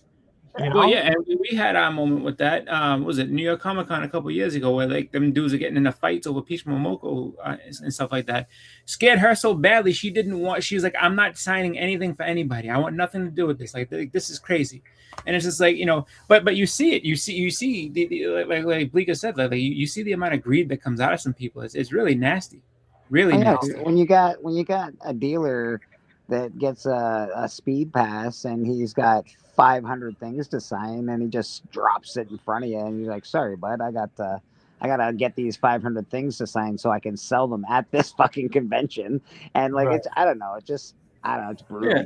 It's brutal. Especially for Peach, because Peach is like from Japan, right? So Japan, you ever seen the videos in Japan? Yo, they're organized. They file, when they get on trains, they act normal, and they have mad rules like you don't tip. You don't have garbage. There's no garbage cans. It's like they limited, like straight on people. They got rules and they follow rules. Here, it's like chaos. People do what the hell they want. They think they deserve everything. There's like they don't care in the world. This shit's got to stop. People think they can do anything, but they can't.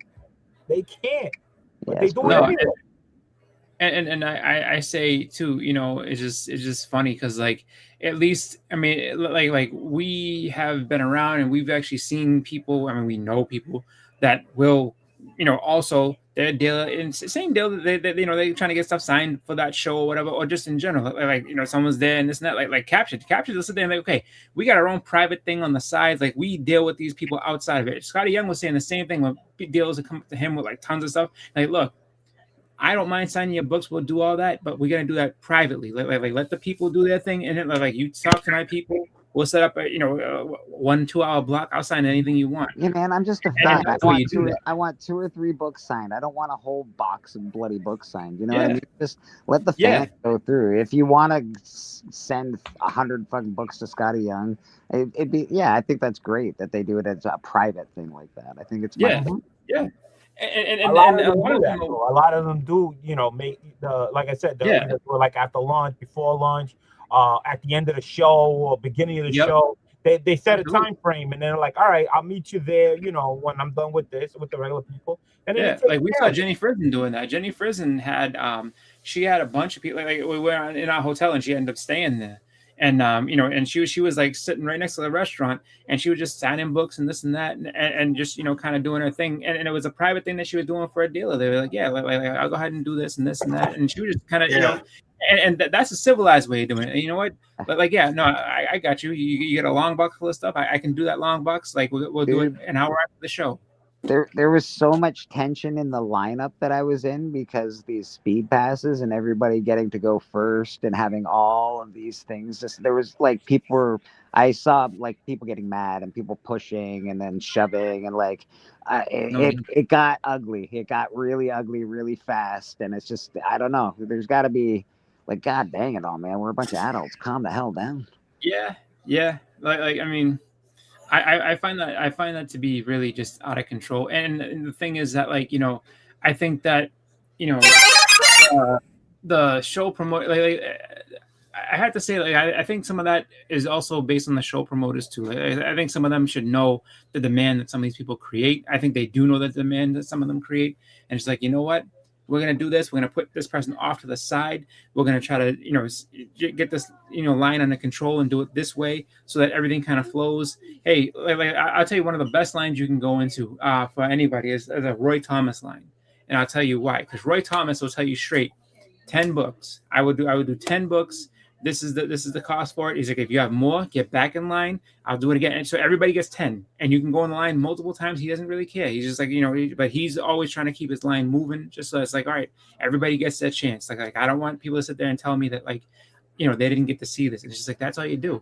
It's like, all right, because at Heroes, I forgot how many it was at Heroes. It was that Roy Thomas was. He was what? That was gonna be insane, right? And it's so, like, okay, so but if he's like, you know what, I'll sign 3 books for you. If you want 3 more, you get back in the line and everything else. And it's just like, and that type of thing makes sense because like, at least you keep it going. It's not that bad.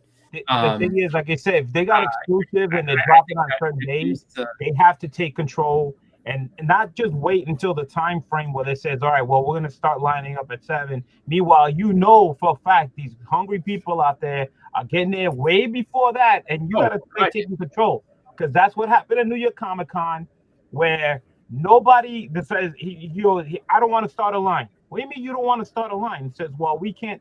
The con is not letting us start a line. Meanwhile, you got people coming from the left aisle, right aisle, center aisle, the other aisle, that coming in different directions. They're all standing there waiting to see what's going to happen. At this point, you lost control. You're shot. You got tons of people, and now you want to take control. Meanwhile, you got people all over the place. And what's going to happen? I want to start a line here. What's going to happen? All these people are pushing, shoving, trying to line up. Then you tell them, I want a single file. How the hell are you going to get a single file?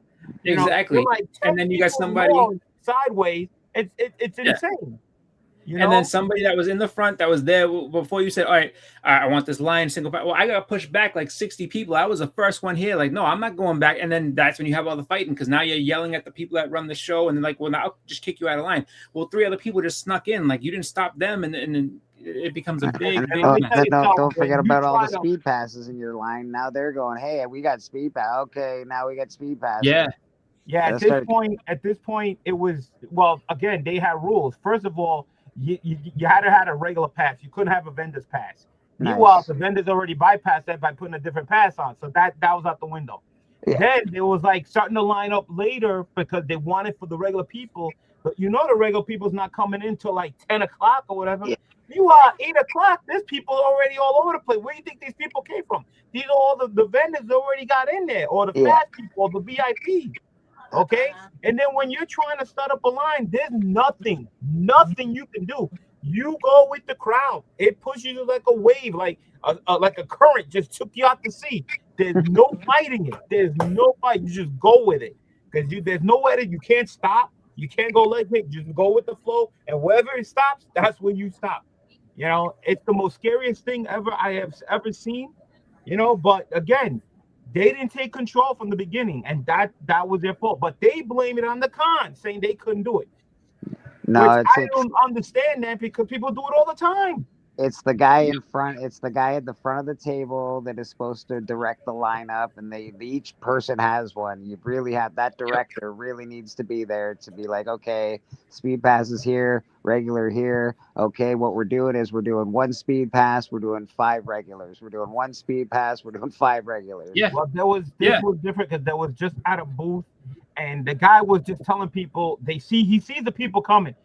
We're not doing a line. Go away. Come back later. People wasn't leaving. They were not leaving. Yeah. They were sticking around. And the other thing that makes it bad too is that a lot of the times the people that, especially with like bigger shows, the people that are stationed to do that, they're just volunteers, so they really don't really know what's going on. They just stand here and tell them no, okay, and That's then people that actually run it are like off running around doing other things. Like no. Stand here with me because I'm just some volunteer. I don't know how this is supposed to work. Because I had no authority to tell these people to do anything. I would just say, please and stand still. it's always some really nice old lady or some like really young girl. You're like, oh god, this is gonna turn out terribly. Yeah, it's just like so it's like you be in New York and be like, I'd be like, all right, stand right here. Like, are you from Boston? Like, we ain't listening to you. You're from Boston. Like, oh no, what did I do? What do I do now? But like, yeah, He said, "What did I do now?" yeah, it's just like for me, I just I think about that. Like that's why I look at the lineup before I get in there. I'm like, all right, what's going to be the crazy thing? Oh, we got Jim Lee coming. Well, I know what that's going to be like. So it's like, all right, Jim Lee's going to be there. He's only there, and I don't even know if they've announced days, but let's just say Jim Lee's only there for Saturday. Well, shit, Saturday's going to be Wear a nightmare. comfortable shoes. That sounds like Elite Comics 11's having an expo, and there's a 2-day expo in New York. So it's a great. I want to go there one day because it's all like they make sure nothing is priced above fair market value, so they can't have that. So what's good about that is you don't have that con bump. The book sells for 200. Guess what? I can't put 225 on it because I'm at a convention. They won't allow it. So I want to go to that convention because you shouldn't have none of that. Secondly, their guest this year is Jim Lee. Like you said, he's gone for one day.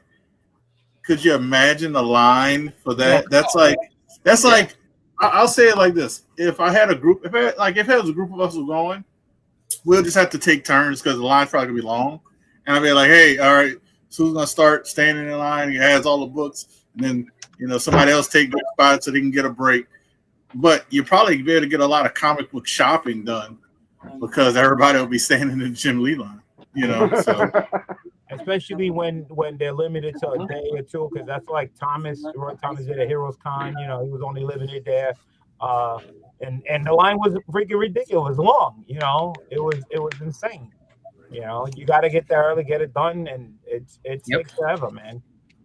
Especially when it's a popular person. It's the line never ends. Nope. It's always the same people.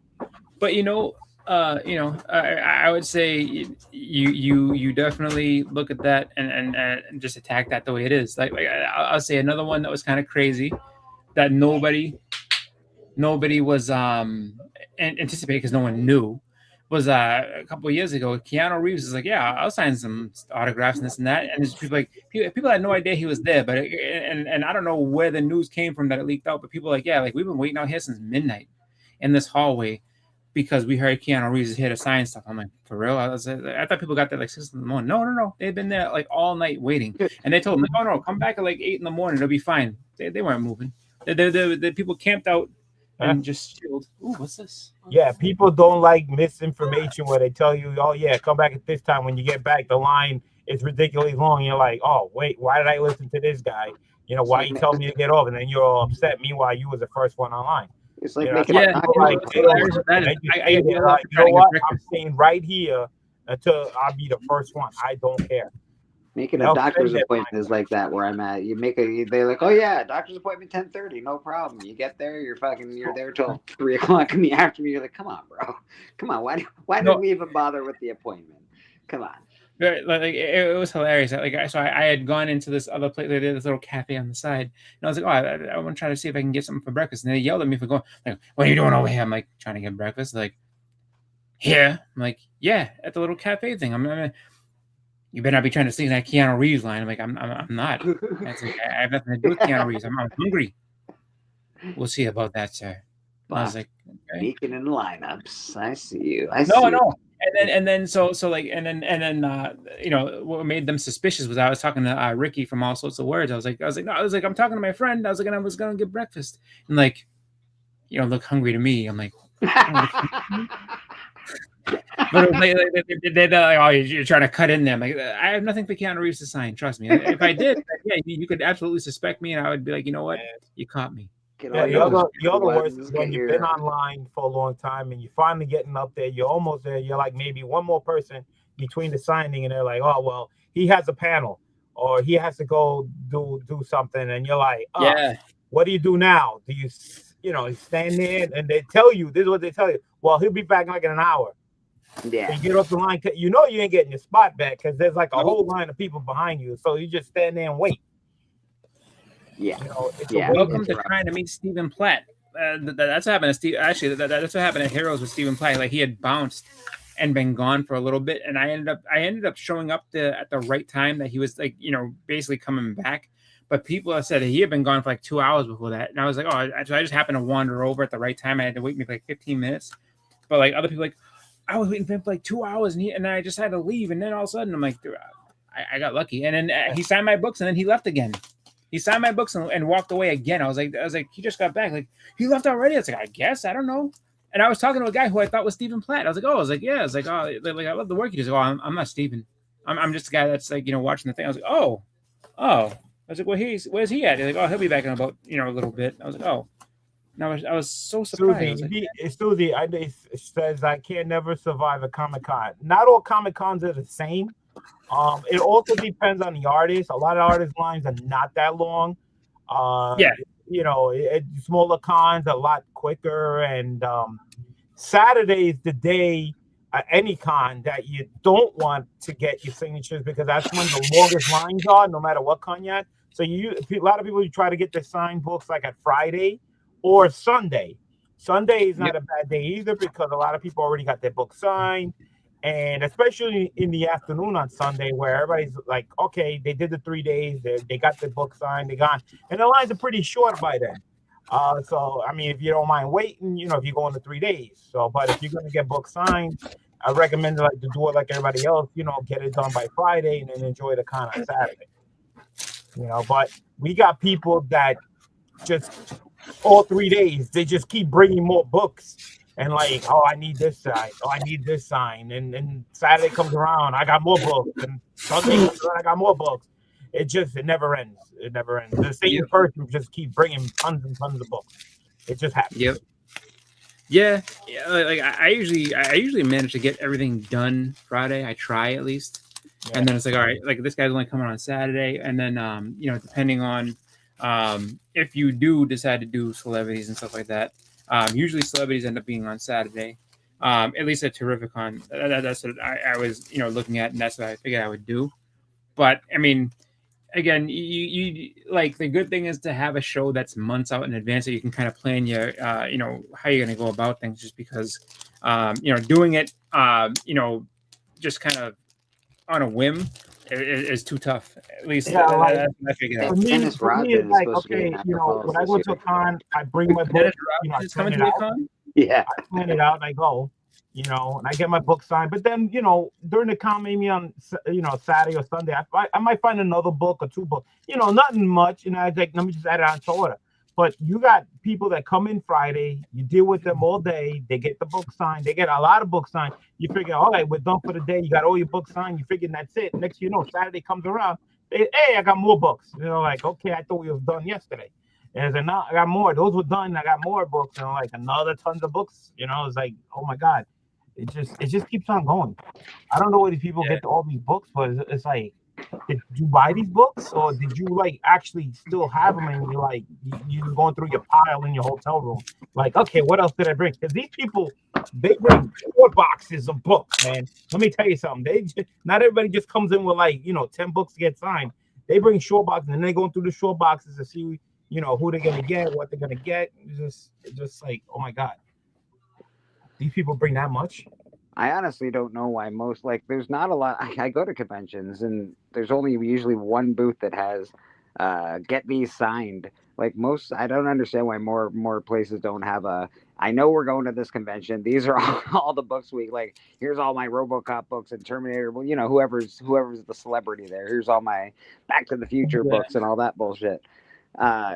Get these signed. I don't understand why that box is not more prevalent at a convention. What kills me is why people, if you have a CGC account, you're home, you got books, mail your books to CGC. get your orders out. You could do it at home, get a print. They said, why do you take your books, your regular books that are not getting signed, to the con and then get online to CGC just to hand in your books? Because people do that on a constant basis, and they hang up the line.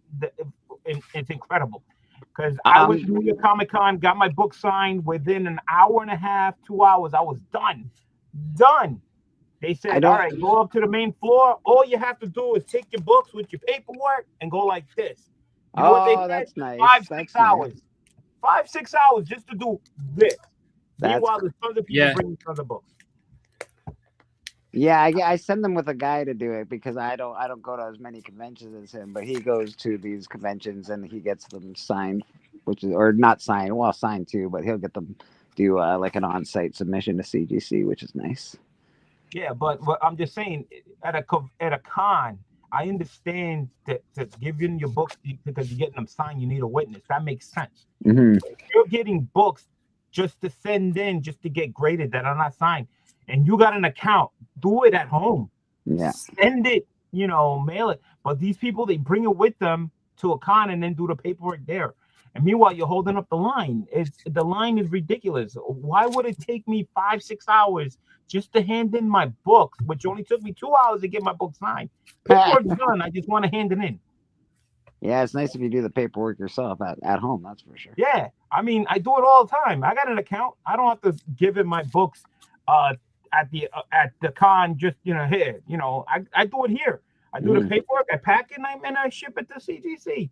But when I'm at a con, I'm getting a signed book. That's a different story. You have to do it at the con. You need the witness. Those are the rules.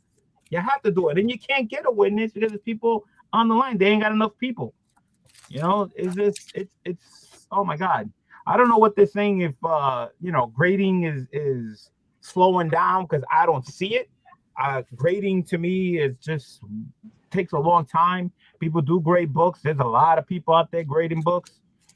Especially when they do the on-site grading there at the con. Yeah, oh my God, that line is it's nuts. Oh my goodness. Yeah, that's where I send my books to the on-site grading usually. That's what my buddy does is on-site grading, and it's I get my books back very quickly that way. Yeah, you get it quickly. You pay a little more, but basically just save on the shipping because they just wouldn't ship it back to you. But yeah, exactly. I have no problems. I just send it in. And because just like right now, I was looking at books. I got some books here that I'm not gonna get signed, and I just want to, get them graded because a lot of them are foil covers and stuff like this, so I don't want to get them damaged.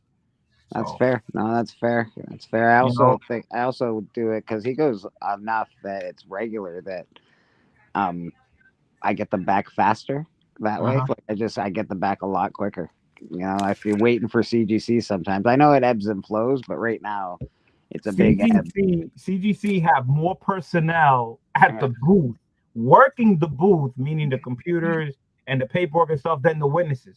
There's not enough witnesses to be out there. They have more people in the booth dealing with the orders coming in, the people dropping off books, and that's what the majority of the people working at. They just don't have enough witnesses to go out in the field. Okay, that's the problem. So there's more witnesses, but again, these witnesses have to work for the third parties because the third parties is also needs the CGC witnesses for their part. That's who they work for. It's not very hard. A whole bunch of them out there because it's not very hard to become a CGC doesn't witness. hit every con. It's not very difficult to become a CGC witness. A buddy of mine did it. We know somebody that did it. It was very easy for him. They even paid for his con and all sorts of shit. So yeah, but CGC doesn't go to every con. Yeah. So you have to go through a third party because the third party goes to a lot of these cons. Yeah. All right. And they need CGC witnesses. Okay. So they have to go to these cons. People want to get graded books. It's just. It's tough, man. Because I'm a witness. I applied. It ain't that hard. No, it's not difficult. It really isn't. No, it's not difficult at all. And they'll let you know if you qualify. They email you. They'll let you know, and they put you in the system. And how it works is if a third party wants a CGC witness and they know who they want, they call CGC. They ask you by name. Says, hey, I need such and such person to work this con at these days. and they put you down, and that's how it works. Okay. So Okay. that's how you get scheduled, and then when they says, all right, the con came, that's how we get paid. We get paid by CGC. We don't get paid by the third party. Yeah, yeah. All right. So, but the third party, you know, they get you the pass, they get you in, you know, the hotel room. They take care of that part. Now, when you do that, because have you done it then? Have you been the witness for a while? Have you actually gone to a con and just specifically been a witness at a con? I do it all. BLC's a nut. Yeah. So how does it? Is it a lot of work? Like, is it just all work and no play? So put it this way: when he's there at the shows, like you basically you bump into BLC as he's moving to something different. The thing is that like he gets so what happens is that in his downtime, that's when he'll be out. You'll hear him because he gets all serious. Like, yo, I'm shopping right now. I'm shopping. and so he kind of looks through you. He's like, "Oh, I'm shopping or whatever," and you can kind of talk to him here and there. But like when he's working, like he's on his game. He's moving like constantly the whole time. And then gets a break, goes shops, do what he has to do, and then just kind of like end of the day type thing. Like he's just kind of doing his thing. So it's just like when he finally does get the shop, it's kind of a weird thing because it's like you have to see him doing it, and he's just sitting there. He's just he's trying to play catch up for the whole weekend in that little spot of time because like then the rest of the time he's been just moving around and doing everything else. So it's just like even when I'm running around with a customer at the same time, I'm eyeing the booths. I'm looking what's out there. I say, oh, I remember this booth. I'll be back for it. So it's like I'm doing shopping at the same time while I'm walking by. Then I'll go back when I find the times that I already done my walk around. I already did my hunt. I already scoped out left and right. But yeah, so most of the time we're running around. It's just crazy. And then it's like a bum rush, and then it slows down. You get a little break. You go to the bath, you get something to eat, and then you hit the shops. You hit the booth. You hit one booth that you remember, or another booth, and then it constantly do that the other days. You just keep eyeing booths. You're like, oh, I'm gonna come back to that booth. It just doesn't stop. And then you're at the same time, you see people calling you, and like, I'll catch you later. I'll be right back. I'm with a customer. I'll see you later. It's like when you see me downtime, like I have a break, and then I start talking and hanging out and stuff. So, it's work. It's fun at the same time, but yeah. Sometimes when you're busy, you're out there, you're hustling, But the thing is, you're hustling because you're treating the customer the way you want to be treated. You want him to get his books as quick as he can back to the booth so he can enjoy the con, So he's happy he got his book done, he got it done quickly. That's big key because waiting for CGC, witnessing and them, they take forever. So the quicker you do it, the better they feel, the better they come back, and then they go on and enjoy the rest of the con. That's what I was telling Chris. I said, Chris, because what about capture? Because it's changed a little bit, and it's better in the customer's favor as far as certain things. Like back in the day, you might have to use their account. Now they they make you do it. You have to do it on CGC's thing. You can't just give them the book and they do it on their account. You got to do it on the CGC website. So you can do it under your own account. So at the end of the day, you're just paying for the artist's signature or celebrity and the witnessing, and that just depends on what you get. The pricing depends on who you seeing. So I know it used to be a little bit more expensive, but it's a lot better now. I think, and it's faster. And it's faster, like you said. It's waiting for a CGC person at Heroes. That was ridiculous. If you could find them, they had like 4 guys or 5 guys in that big convention at Heroes. That was didn't make any sense to me. They should have had on-site grading, so they had people for that. They had people. They had more people doing that than witnessing. Which is like, man, like all you got to do is say like you said, it's not hard to witness. All you got to do is get a couple people, say, hey, can you do this day? And you get X amount, you get a discount, whatever you do, however they do it for CGC. They could have had more people, and they could have had it set up where people were in certain sections. Because you might want somebody by Adam Hughes area. You put somebody by Starlin They had Starlin, Al Milgram, and all those in that area. And put somebody by Scotty Young. Like you could have people that's where they stay, and then have some people that walk around with people. You know, like that to me that would have been the easiest thing. But they don't have enough people. They don't have enough people for that. You know, they like do that. I said, the difference No love between the third party and them with the CGC, right? You're there, you get the CGC witnessing, blah blah blah. That captures again. You don't have to go with the witness. You could just say, "Hey, I want these books. I want these signed by such and such and such and such." Mm-hmm. We can get it done for you. We'll go on that line. We'll get the book signed for you. You don't even have to go if you don't want to. That's up to you if you want to go, you know, and meet the artist or whatever the case, or maybe you just want to go shopping. Or on the other hand, it says, "Hey, I want this book to be signed by these two people who are at this con, but I want the third person, but he's not at this con." Says, "We'll get that done for you at another con that will be going to." So you can do all that. So this way you get it done in one shot. You get all 3 signatures. You get your whole order done. Mail back when your order is complete. CGC don't do that. Okay. You know, they're not going to take your book and says, "All right, we're going to put, you know, the third signature." They don't do that. You get little more service that, you know, through them than CGC.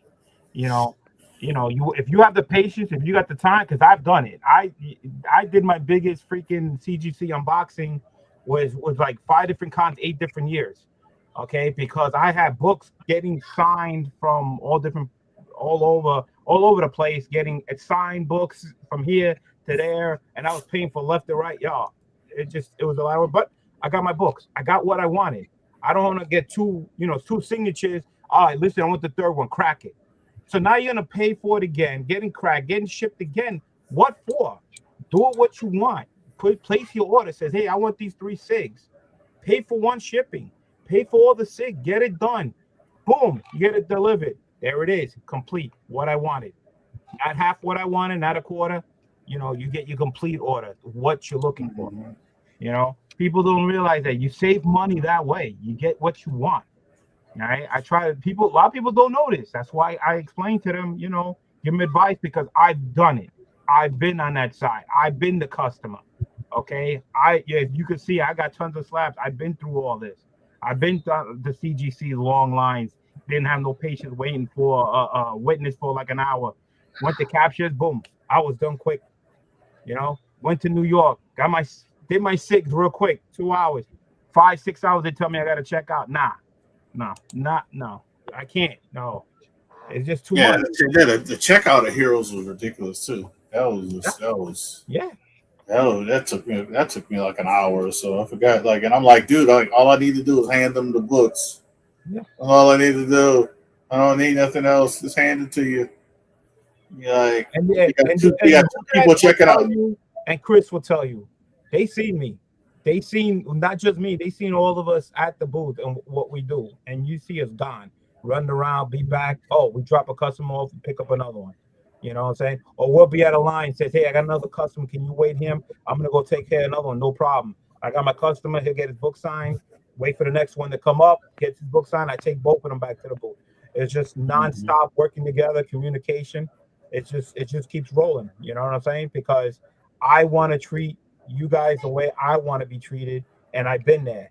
So this is the reason why I went down this route to becoming a witness. You know, and at the same time, I'm getting paid. I'm having fun, and it's an exciting time. So, you know, I have no problem with it. You know, even though my feet would be killing me, but yeah, I'll be. Oh yeah, man. I ain't gonna lie,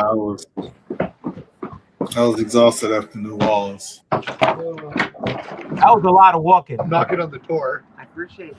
What happened? That was a lot of walking, but at least it was a flat surface. It was a nice day. It was outside. It wasn't bad. But when I did Rhode Island, oh my God, Rhode Island, what a pain in the balls that was. Yeah, it's the way it's set up. That bridge from one place, that's what a killing part is. Walking that narrow bridge Saturday was the worst because you couldn't even crawl through that little bridge gateway to get to the other side. Yeah, it's a big choke point, and you got to go that and that's the worst part is that like the celebrities are in like a little rink. So basically, the basketball, so what happens is that arena. All the comic artists are in like the main area, so that it's like you go past that when you first walk in, and then So it's like you're beating a celebrity, you got to go all the way into the ice skating rink thing. Then you got to come back, and then coming back over that bridge is just such a tough thing because now it's like, oh, we got this, and then it's like, oh, and the guest of honor is up in this at the third floor, or whatever like that. So now it's like, okay, so now you got to go ahead and you got to fight with that traffic and this traffic, and then go back, and then you got to get, and then like if you're working with captured, like you're on the second floor, so you got to go back to them to give people their stuff and then drop them off, pick somebody else up. It's like, oh, who are you here to see? I'm here to see this one. That's on the third floor. We got to go up there. Okay, cool. And then I also want to see this celebrity down here too. Okay, so we got to go all the way over here too. It's just like it's a nightmare. That's why like New Orleans, good one floor, everybody's there. Even though it had some panel thing over there, but most everything's on the floor. Heroes Con, floor. Terrific Con, floor. You know, so some places are just perfectly made, you know, for it. Baltimore, same thing, first floor. So I mean, they just they work. But some of the places, I mean, they're doing the best they can. They didn't make the building design, and that's what it's being held. There's nothing you can do about it, you know. But you got to deal with it, you know. Yep. I say as long as the weather's good outside and people can come in and out and enjoying themselves, and the AC's working, you're good to go. Yeah. Yep. But that's why I say also with Terrificon being the, you know, your hotel's in the same room, so it's like, you know, same area. So if you are like, you know what, got a bunch of stuff signed, I'm kind of tired, I'm gonna take a nap, and I'll go back down the show a little bit. You can do that. Well, that was a good thing. Honestly, that was a good thing about New Orleans because the hotel we had was literally a block away. So I know I got my turtle stuff done, and I ended up walking it back to the hotel because it was just a block away. So it was you know, it's a really nice start. No, not really, no, because of the fact that he could put more people, more tables in there, but he refused to do that because he wants to keep it as open as much as possible. So you're probably feeling a little tightness because it's not that the con itself is packed. It's just that the con is getting more people. It's getting more crowded and it's being more popular. So yeah, you're gonna get more of a crowd and you're gonna feel a little more tight because of the people that's going in there. You know, because let me tell you something. I worked terrific on this year. Saturday, 98% of the time I was online in the back getting book signed with customers. 98% of the time I was online in the back. That's a lot for Saturday. That was a lot of people. All right. And you know, and let me tell you something, getting in, they do it mad quick. They got the long hallway, you're not outdoors, you're in the AC, okay? And then when you're piling in, you pretty much run through coming in pretty fast. I like the layout. I like the way he has it. He has a little bit of everything at this con. He's a lot of room. He could put more tables in, but he refuses to. He's like, nah, he's gonna keep it the way it is because he knows you got to leave the room for the people, and he knows that more people are showing up every year, so he wants to keep the layout the way it is, so this way he can get that flow of people moving around as best he can. Yeah, I'll say I think Heroes Con had the biggest aisles, biggest walk. Yes. So no complaints on that one. New Orleans Con actually could be so huge because BLC even saw it because there's so many halls. Goes all the way to think to A to J.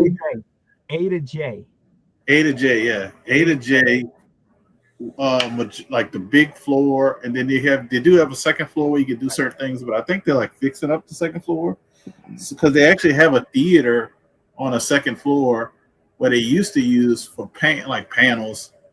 But they stopped doing it. I think they looked like they were fixing it up because it was kind of blocked off. But you got a little bit can go upstairs, like the smaller panels, maybe like when you have the anime people voices, maybe or stuff like that. Not the big stars, but yeah, it's a big layout. They could have that sucker could be big. Yeah, I'm guessing bigger than New York if they go from A to J. New York is pretty long. That's a big showroom floor. But like you said, the New Orleans have those folded doors, you know, the big gigantic folded doors where you can just fold them open and you expand it out. So they have the capacity to make it bigger. But some other cons don't have that. They use every little limited space they got. Like Terrific Con, they use every little space. They can't extend it in there. But MegaCon is one that they had extra room to open up even more. You know, but there's some places you just can't do it. Rhode Island, forget it. Rhode Island, they're using two different buildings as much as they can. But even Baltimore is another one that they, has a little room to extend. C2E2, they're pretty much using everything that's there, and that's pretty big. So they have a good size there. But New Orleans could be a big size wise, because anyway, yeah. But from what I heard, people that went to San Diego and they compared San Diego to New York, they said San Diego made New York look small. So I'm like, I've been to New York, and New York is huge. So I could just imagine how San Diego, they're saying that New York is small. I'm like, oh my God, how big can this San Diego be? This has got to be like gigantic, like way overboard. I mean, how big is like got to be? That's where they do everything, though. You need like 3 San Diego Comic Cons to actually enjoy the, like you wouldn't. I don't think you'd be able to do everything in one Comic Con. I really don't. In San Diego, so many panels, so many guests, so many things, so many reveals and new toys and all that stuff. It's insane in San Diego. That's how I felt with New York. New York has a little bit of everything. They got the anime, they got the cartoons, they got like action figures, they got video games, they got containers for the video games, grading for VHSs, they got everything, even big video games and playing card games and everything. They got a little bit of everything. That's why they spread that much room. But that's what I'm talking about. Terrific Con. See, Terrific Con has a little bit of everything. He can get more, but no, he just wants some celebrities. He wants some toys. He wants this, some comics. He wants some cosplay. So he wants a little bit of everything. So everybody who's coming there for whatever reason they want, it's there. Not that much, but it's what they want. You just, remember how Comic Cons used to be. It was all just about comics. That was it. Now, forget it. Now you got comics, you got toys, you got this, you got all kinds of things going on right now. So cons are getting bigger with different type of items.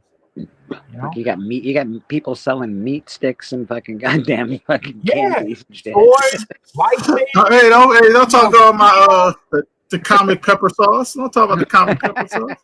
You got t-shirts, sweat hoods. I mean, trinkets, jewelry, there's a lot of stuff, man. Kid bags, light up fixtures, tumblers, there's a lot of little knickknacks, stuff that you probably never seen. So I'm like, hey, I wouldn't mind, putting that in my house or putting it on the wall, Yeah. That's the whole point, man. Shop. Basically going there to shop. It's like all the stores are in one place, like a mall.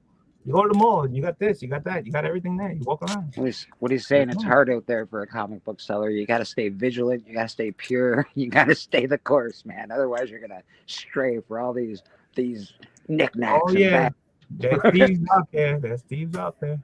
That doesn't stop. Not just the comic book people stealing off of you, man. You're not paying attention to your book bag because your book bag's in the back. Pickpocketers, take the. They people watching you where you put your money. You got to stay focused, man. You got to know where you put your phone. It doesn't stop, man. It doesn't stop. You got to say mindset who's around you all the time. All the time.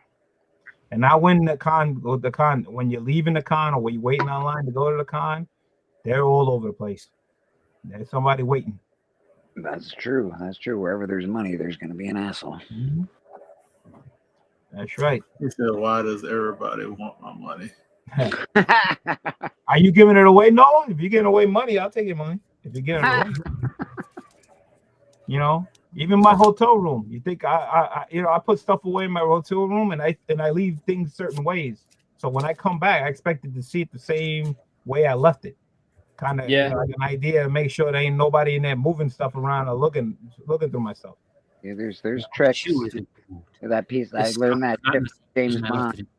Pulling out one piece of hair and putting it on your drawer, making sure it's I close my hotel door and I check it, make sure it doesn't open up again. I do it all the time. Always mindset. Uh-oh. Oh, but yeah, get off. Phone ring. I gotta answer it. Yeah, man. So New Orleans is a book. My next con is C2E2. March 27th to the 29th. I am already booked. That is the con that I'll be sending some books to get graded at, actually. That is nice con, man. I think I've gone to C2E2 4. This is gonna be my 4th year in a row that it landed. I don't know if you know Flat Earth Santa, but that's who I talk about when I say I send books with Flat Earth Santa. He's a guy he lives around here anyway. Yeah, there's so many people. It's such a big place. I've run into so many people, and like I said, sometimes I'm working, I'm on the run.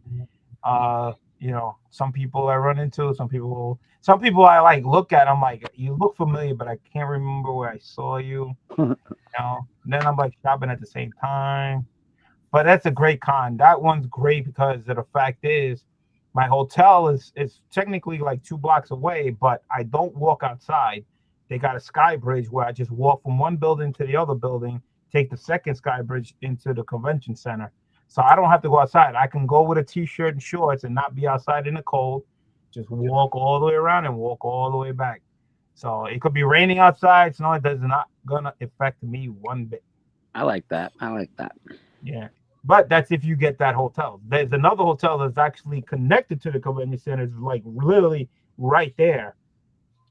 But that's usually a little more expensive. And, you got to book rooms quick at C2E2 because they will sell out. Yeah. A lot of the hotels in the area will sell out. I don't think they've been sold out ticket-wise, but the hotels, they be booked like crazy. Terrificon's another one. Yeah, Terrificon's sold out, but hotel-wise at least. Yeah, if you're looking to stay there, you got to book. But they do have other hotels around. But they have places that are nice. They have shuttle service that doesn't charge you. You just take it from the hotel, which is great. Yep. But I like staying there. I like the hotel. And I have to go outside for nothing, man. The restaurants are right there. The gambling's, everything's indoors. Oh, everything's in there. It's perfect. It's a beautiful place. It's clean. It's quiet. It's beautiful. You can see everybody having a good time. There's no trouble. Never had a problem. No, and I have to say, like for me, like last year was the first year I actually stayed over. Every other year, I've always tried to do it all in one day, and that was like a nightmare. So staying over was fun, and that's really the only way I would do Terrificon going forward is to stay over, and then because it's so much easier to deal with. You sit there and be okay, you can kind of just go everything at an easier pace, and then just be all right. It's time to go. I can go here. I can do that.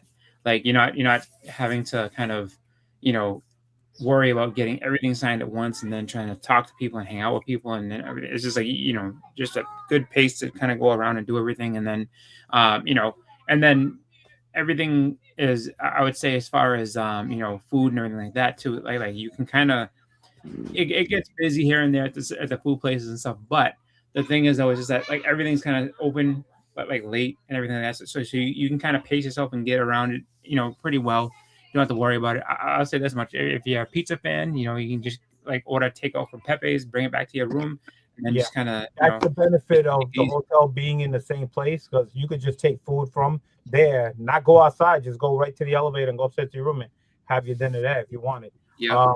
Most of the time, Terrificon's been so crowded. I usually take it to my room, but last year, I was surprised that you got a table. I actually ate downstairs, even with Chris.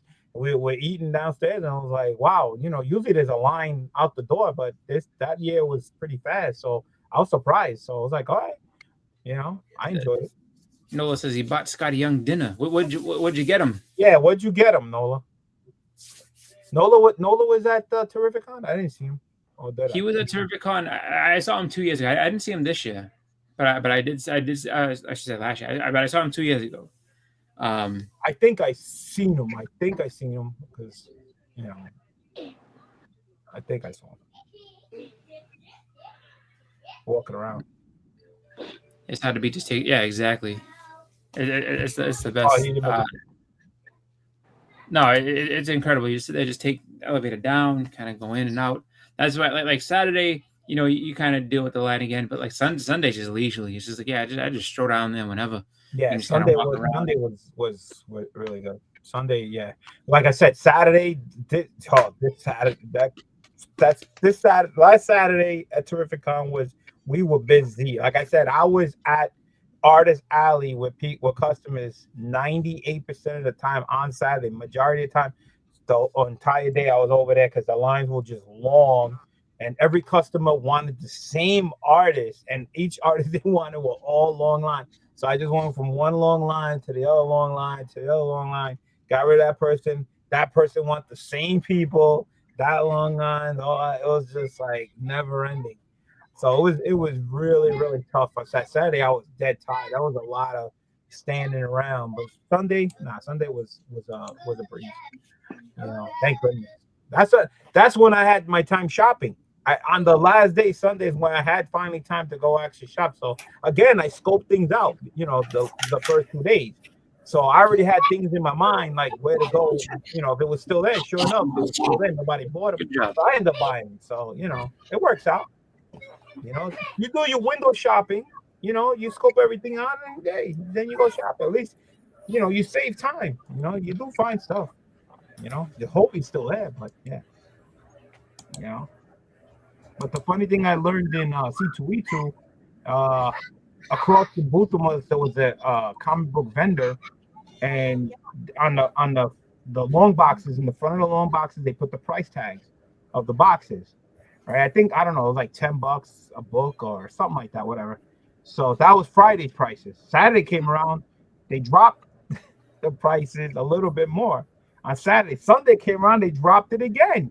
So, and I realized, like, oh, I might as well shopping on Sunday because they drop it the lowest price, on Sunday. But the thing is, do you wait till Sunday for the cheap price, or does somebody come on Friday and buy the book you wanted, gone, paid a little bit more, and now you're shit out of luck because your book is not.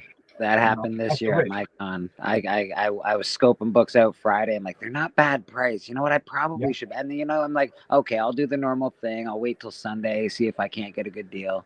And those books were fucking gone. Boom, boom, boom. Just like dominoes, man. I was like, God damn it. All right. It happens all the time where you're like, all right, wait, and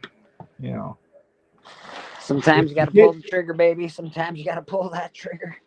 It can even happen on the same day. You can go there early in the morning. You saw a book, decent price. That's right. You go check out some other books, to compare. And like, you know what? I finally decided I'm gonna go get that book. The time you go back, somebody bought it already. Oh yeah. Nobody wants to carry it all home again. No, that's true. Yeah, people want to get rid of as much as they can. But two times it was one at Terrificon and one at Heroes Con. I think who that was with me. I was asking about some action figures, and the guy goes, "Yeah, the more you buy, the cheaper the price I would drop it." So it's all right. So I don't know. Me and who that went back to the hotel room, dropped some more, picked something up or whatever. Came back. I think. Was it? No, I don't think it was even open yet. We had passes to get in. So I talked to the guy. So he brings out some action figures. So I bought like 10 or whatever. So then the guy asks me, he says, "How much would you take to take the whole thing?" I was like, "The whole thing." I didn't, I wasn't like the whole thing. So I started doing the math. I took all. I bought it all. I bought 3 boxes worth of action figures. I mean, Terrificon was almost the same thing. Went to a booth right across from Scotty Young, actually, and I think this was a Sunday, and I was asking him about some action figures, and he was like, "Well, how much would it take to take all these?" I'm like, "Oh my God!" It's like people are just dying to make deals to give stuff away. I was like, "All right," so I bought like a box and a half of action figures that day. Oh, you got a lot. Yeah, he cleaned them out. Yeah, he cleaned them out. You got a lot of these guys that hold on to this inventory for so long, and then they find something that's interested, and they're like, "Please, just get it out of my store so I can get something new in." Yeah, they didn't want to take it back. They didn't want to carry it back. They were like, just get rid of it. So I was like, okay. I had that. Who that helped me? Because I had 3 boxes, to carry back to the hotel room. That was a lot.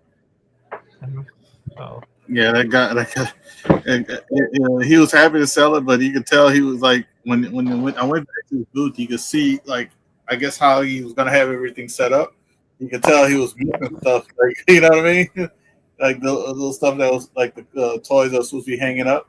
Yeah, it probably would have been Well, I think it was his girlfriend or whatever, his wife, whatever, was like, "Yes, please take them." Yeah, get rid of these fucker. We were laughing. We were like, "Okay, we'll see." We did the math. I forgot how much per action figure I got, but I got a great deal off of it. So yeah, it ended up being like $20. It was like a very low. very low. I think what was it, like 36 action figures, 38, something like that action figures. 3 boxes. And Yes, I think it was like 30 something. It was a Have a lot. good night. Great seeing y'all. All right, Nola. Nola, before you go, are you going to Terrific Con this year? Did he say if he was? I just want to know. Nola, just let us know. Are you going to Terrific Con this year? And are you going to any other cons this year? My last question too. Saying you guys are going to Niagara Falls Comic Con, I'll be there. No plans yet. Okay, yeah, no plans yet. All right, so I wonder, have Nola ever been to Little Giants? I don't think he's ever been in Little Giant. No, well, that's another good con. Are you going to Little Giants, Boston? Yep. Yeah. Okay. Yep. I'm gonna go and it was I like nope. he's Nah, doing. he hasn't been to Little Giants either. Yeah, I'm going, and then I'm gonna. I still haven't booked a hotel for that yet. I'm going to. I'm just taking my time with it, just because it ain't. Oh like yeah, this. they got tons of hotels. I think at Little Giants, I think they're having Cliff Crema. I think he's going there. I think. I'm not quite sure.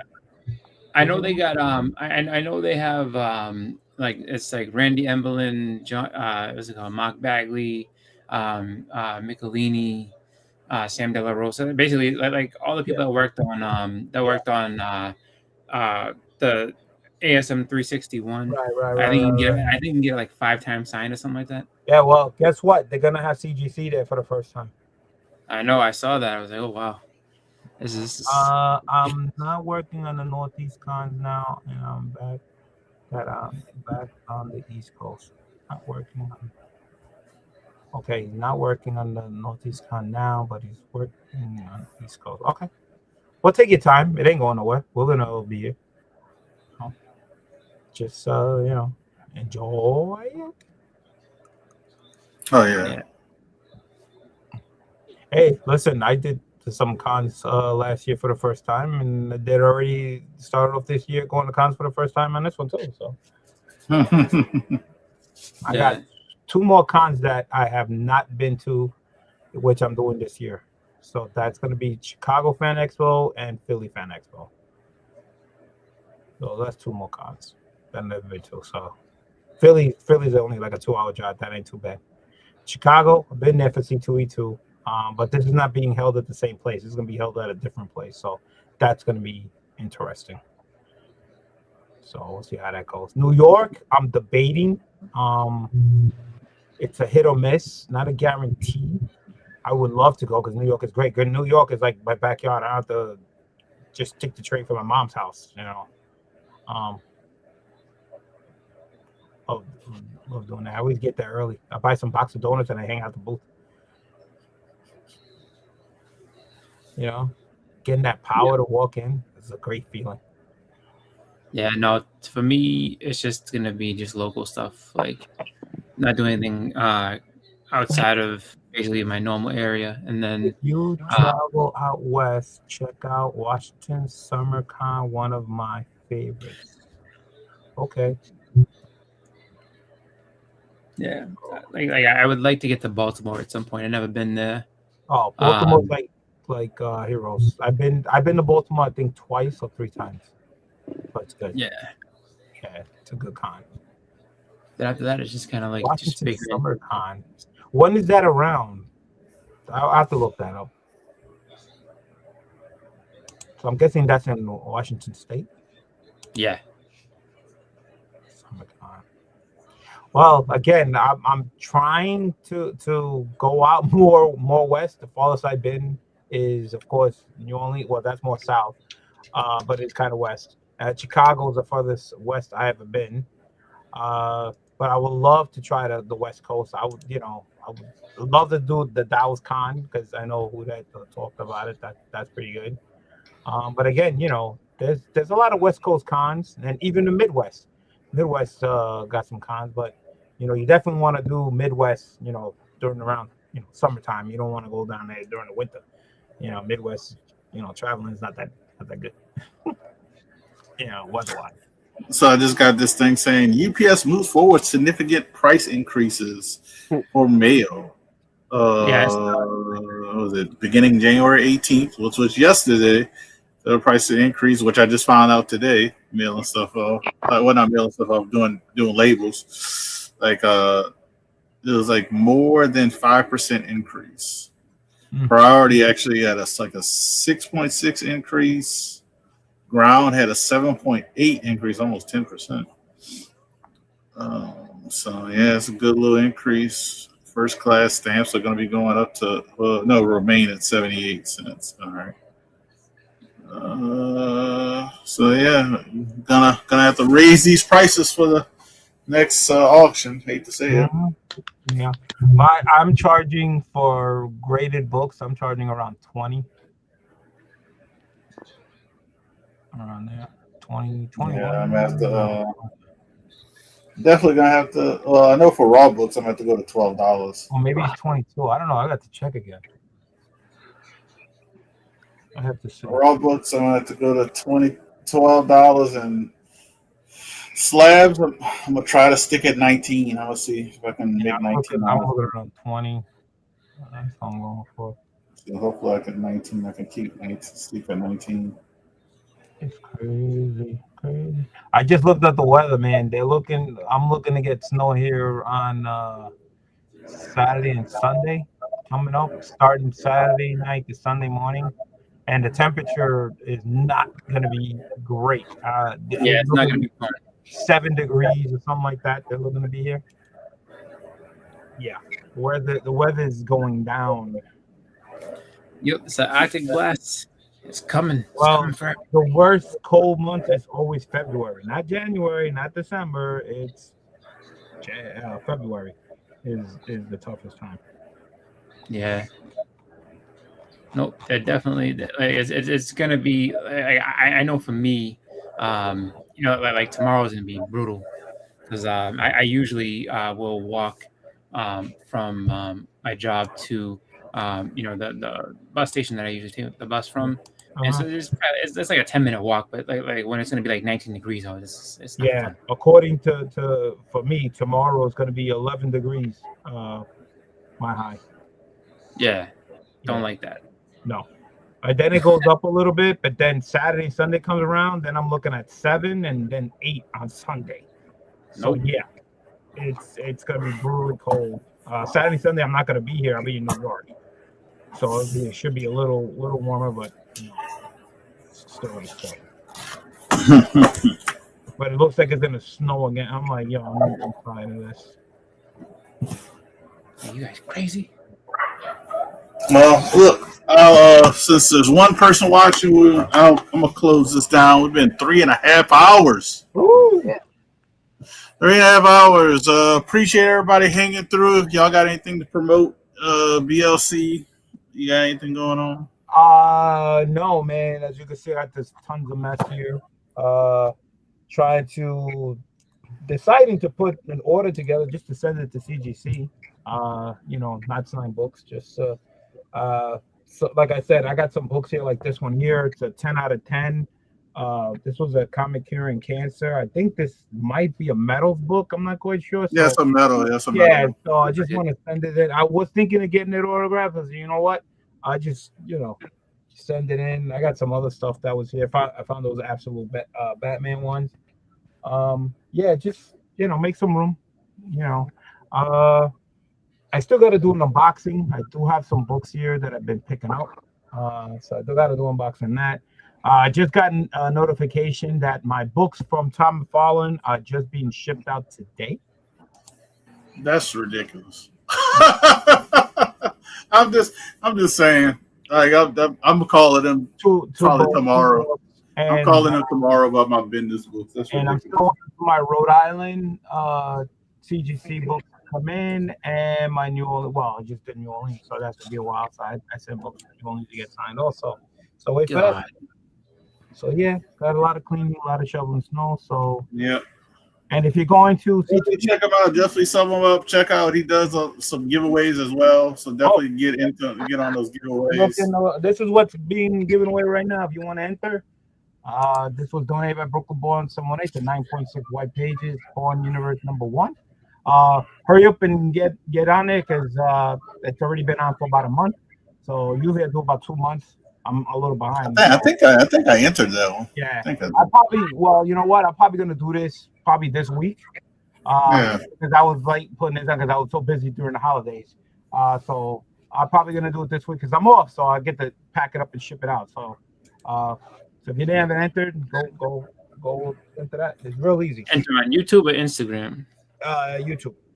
YouTube, and I think you just gotta say hashtag put me on the wheel. Giveaway. Just follow the rules, and you'll be entered. If you're what you call a member of my channel, you get an entry, and if you enter on the video, you get 2 chances. So, see how it goes. And that's it, man. See you at C2E2. If you're not going to C2E2, my lineup this year is Little Giants, Philly Fan Expo, Terrific Con, Chicago, and maybe New York Comic Con. So hope to see you there.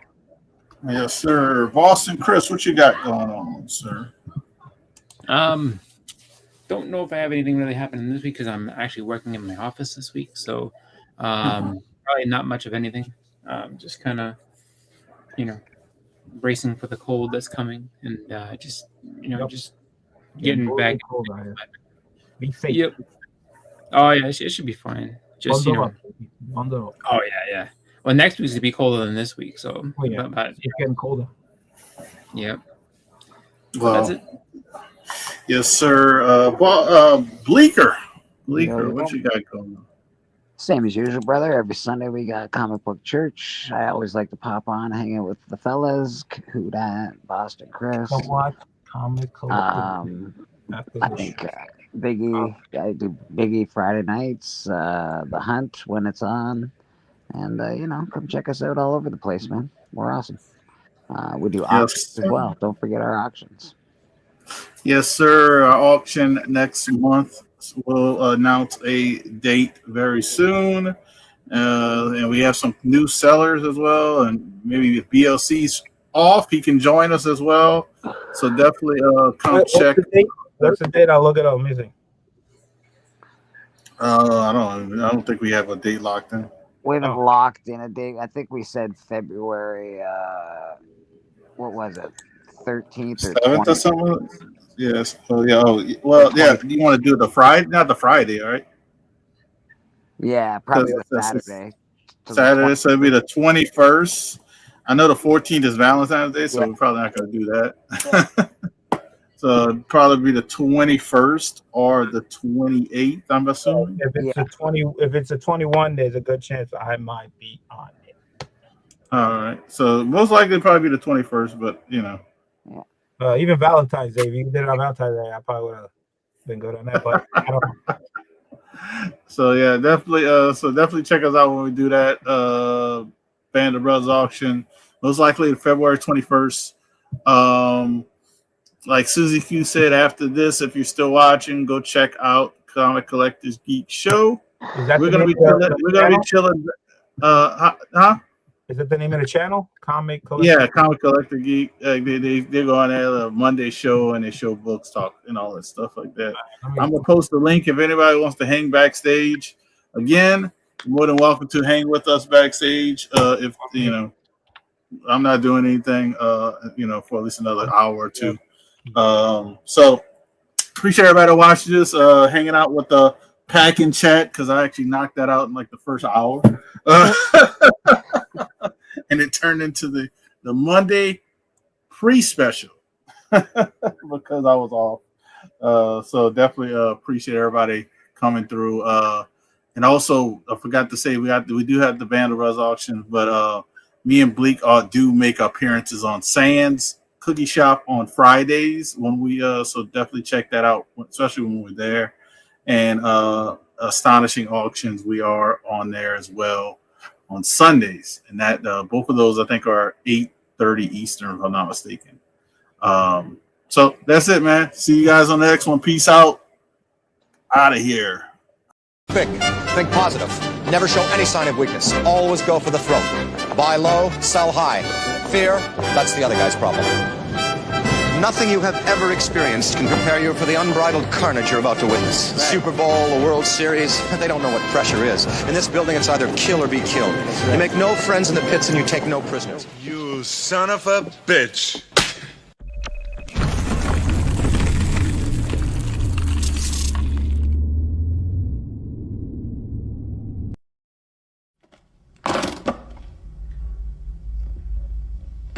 We happy?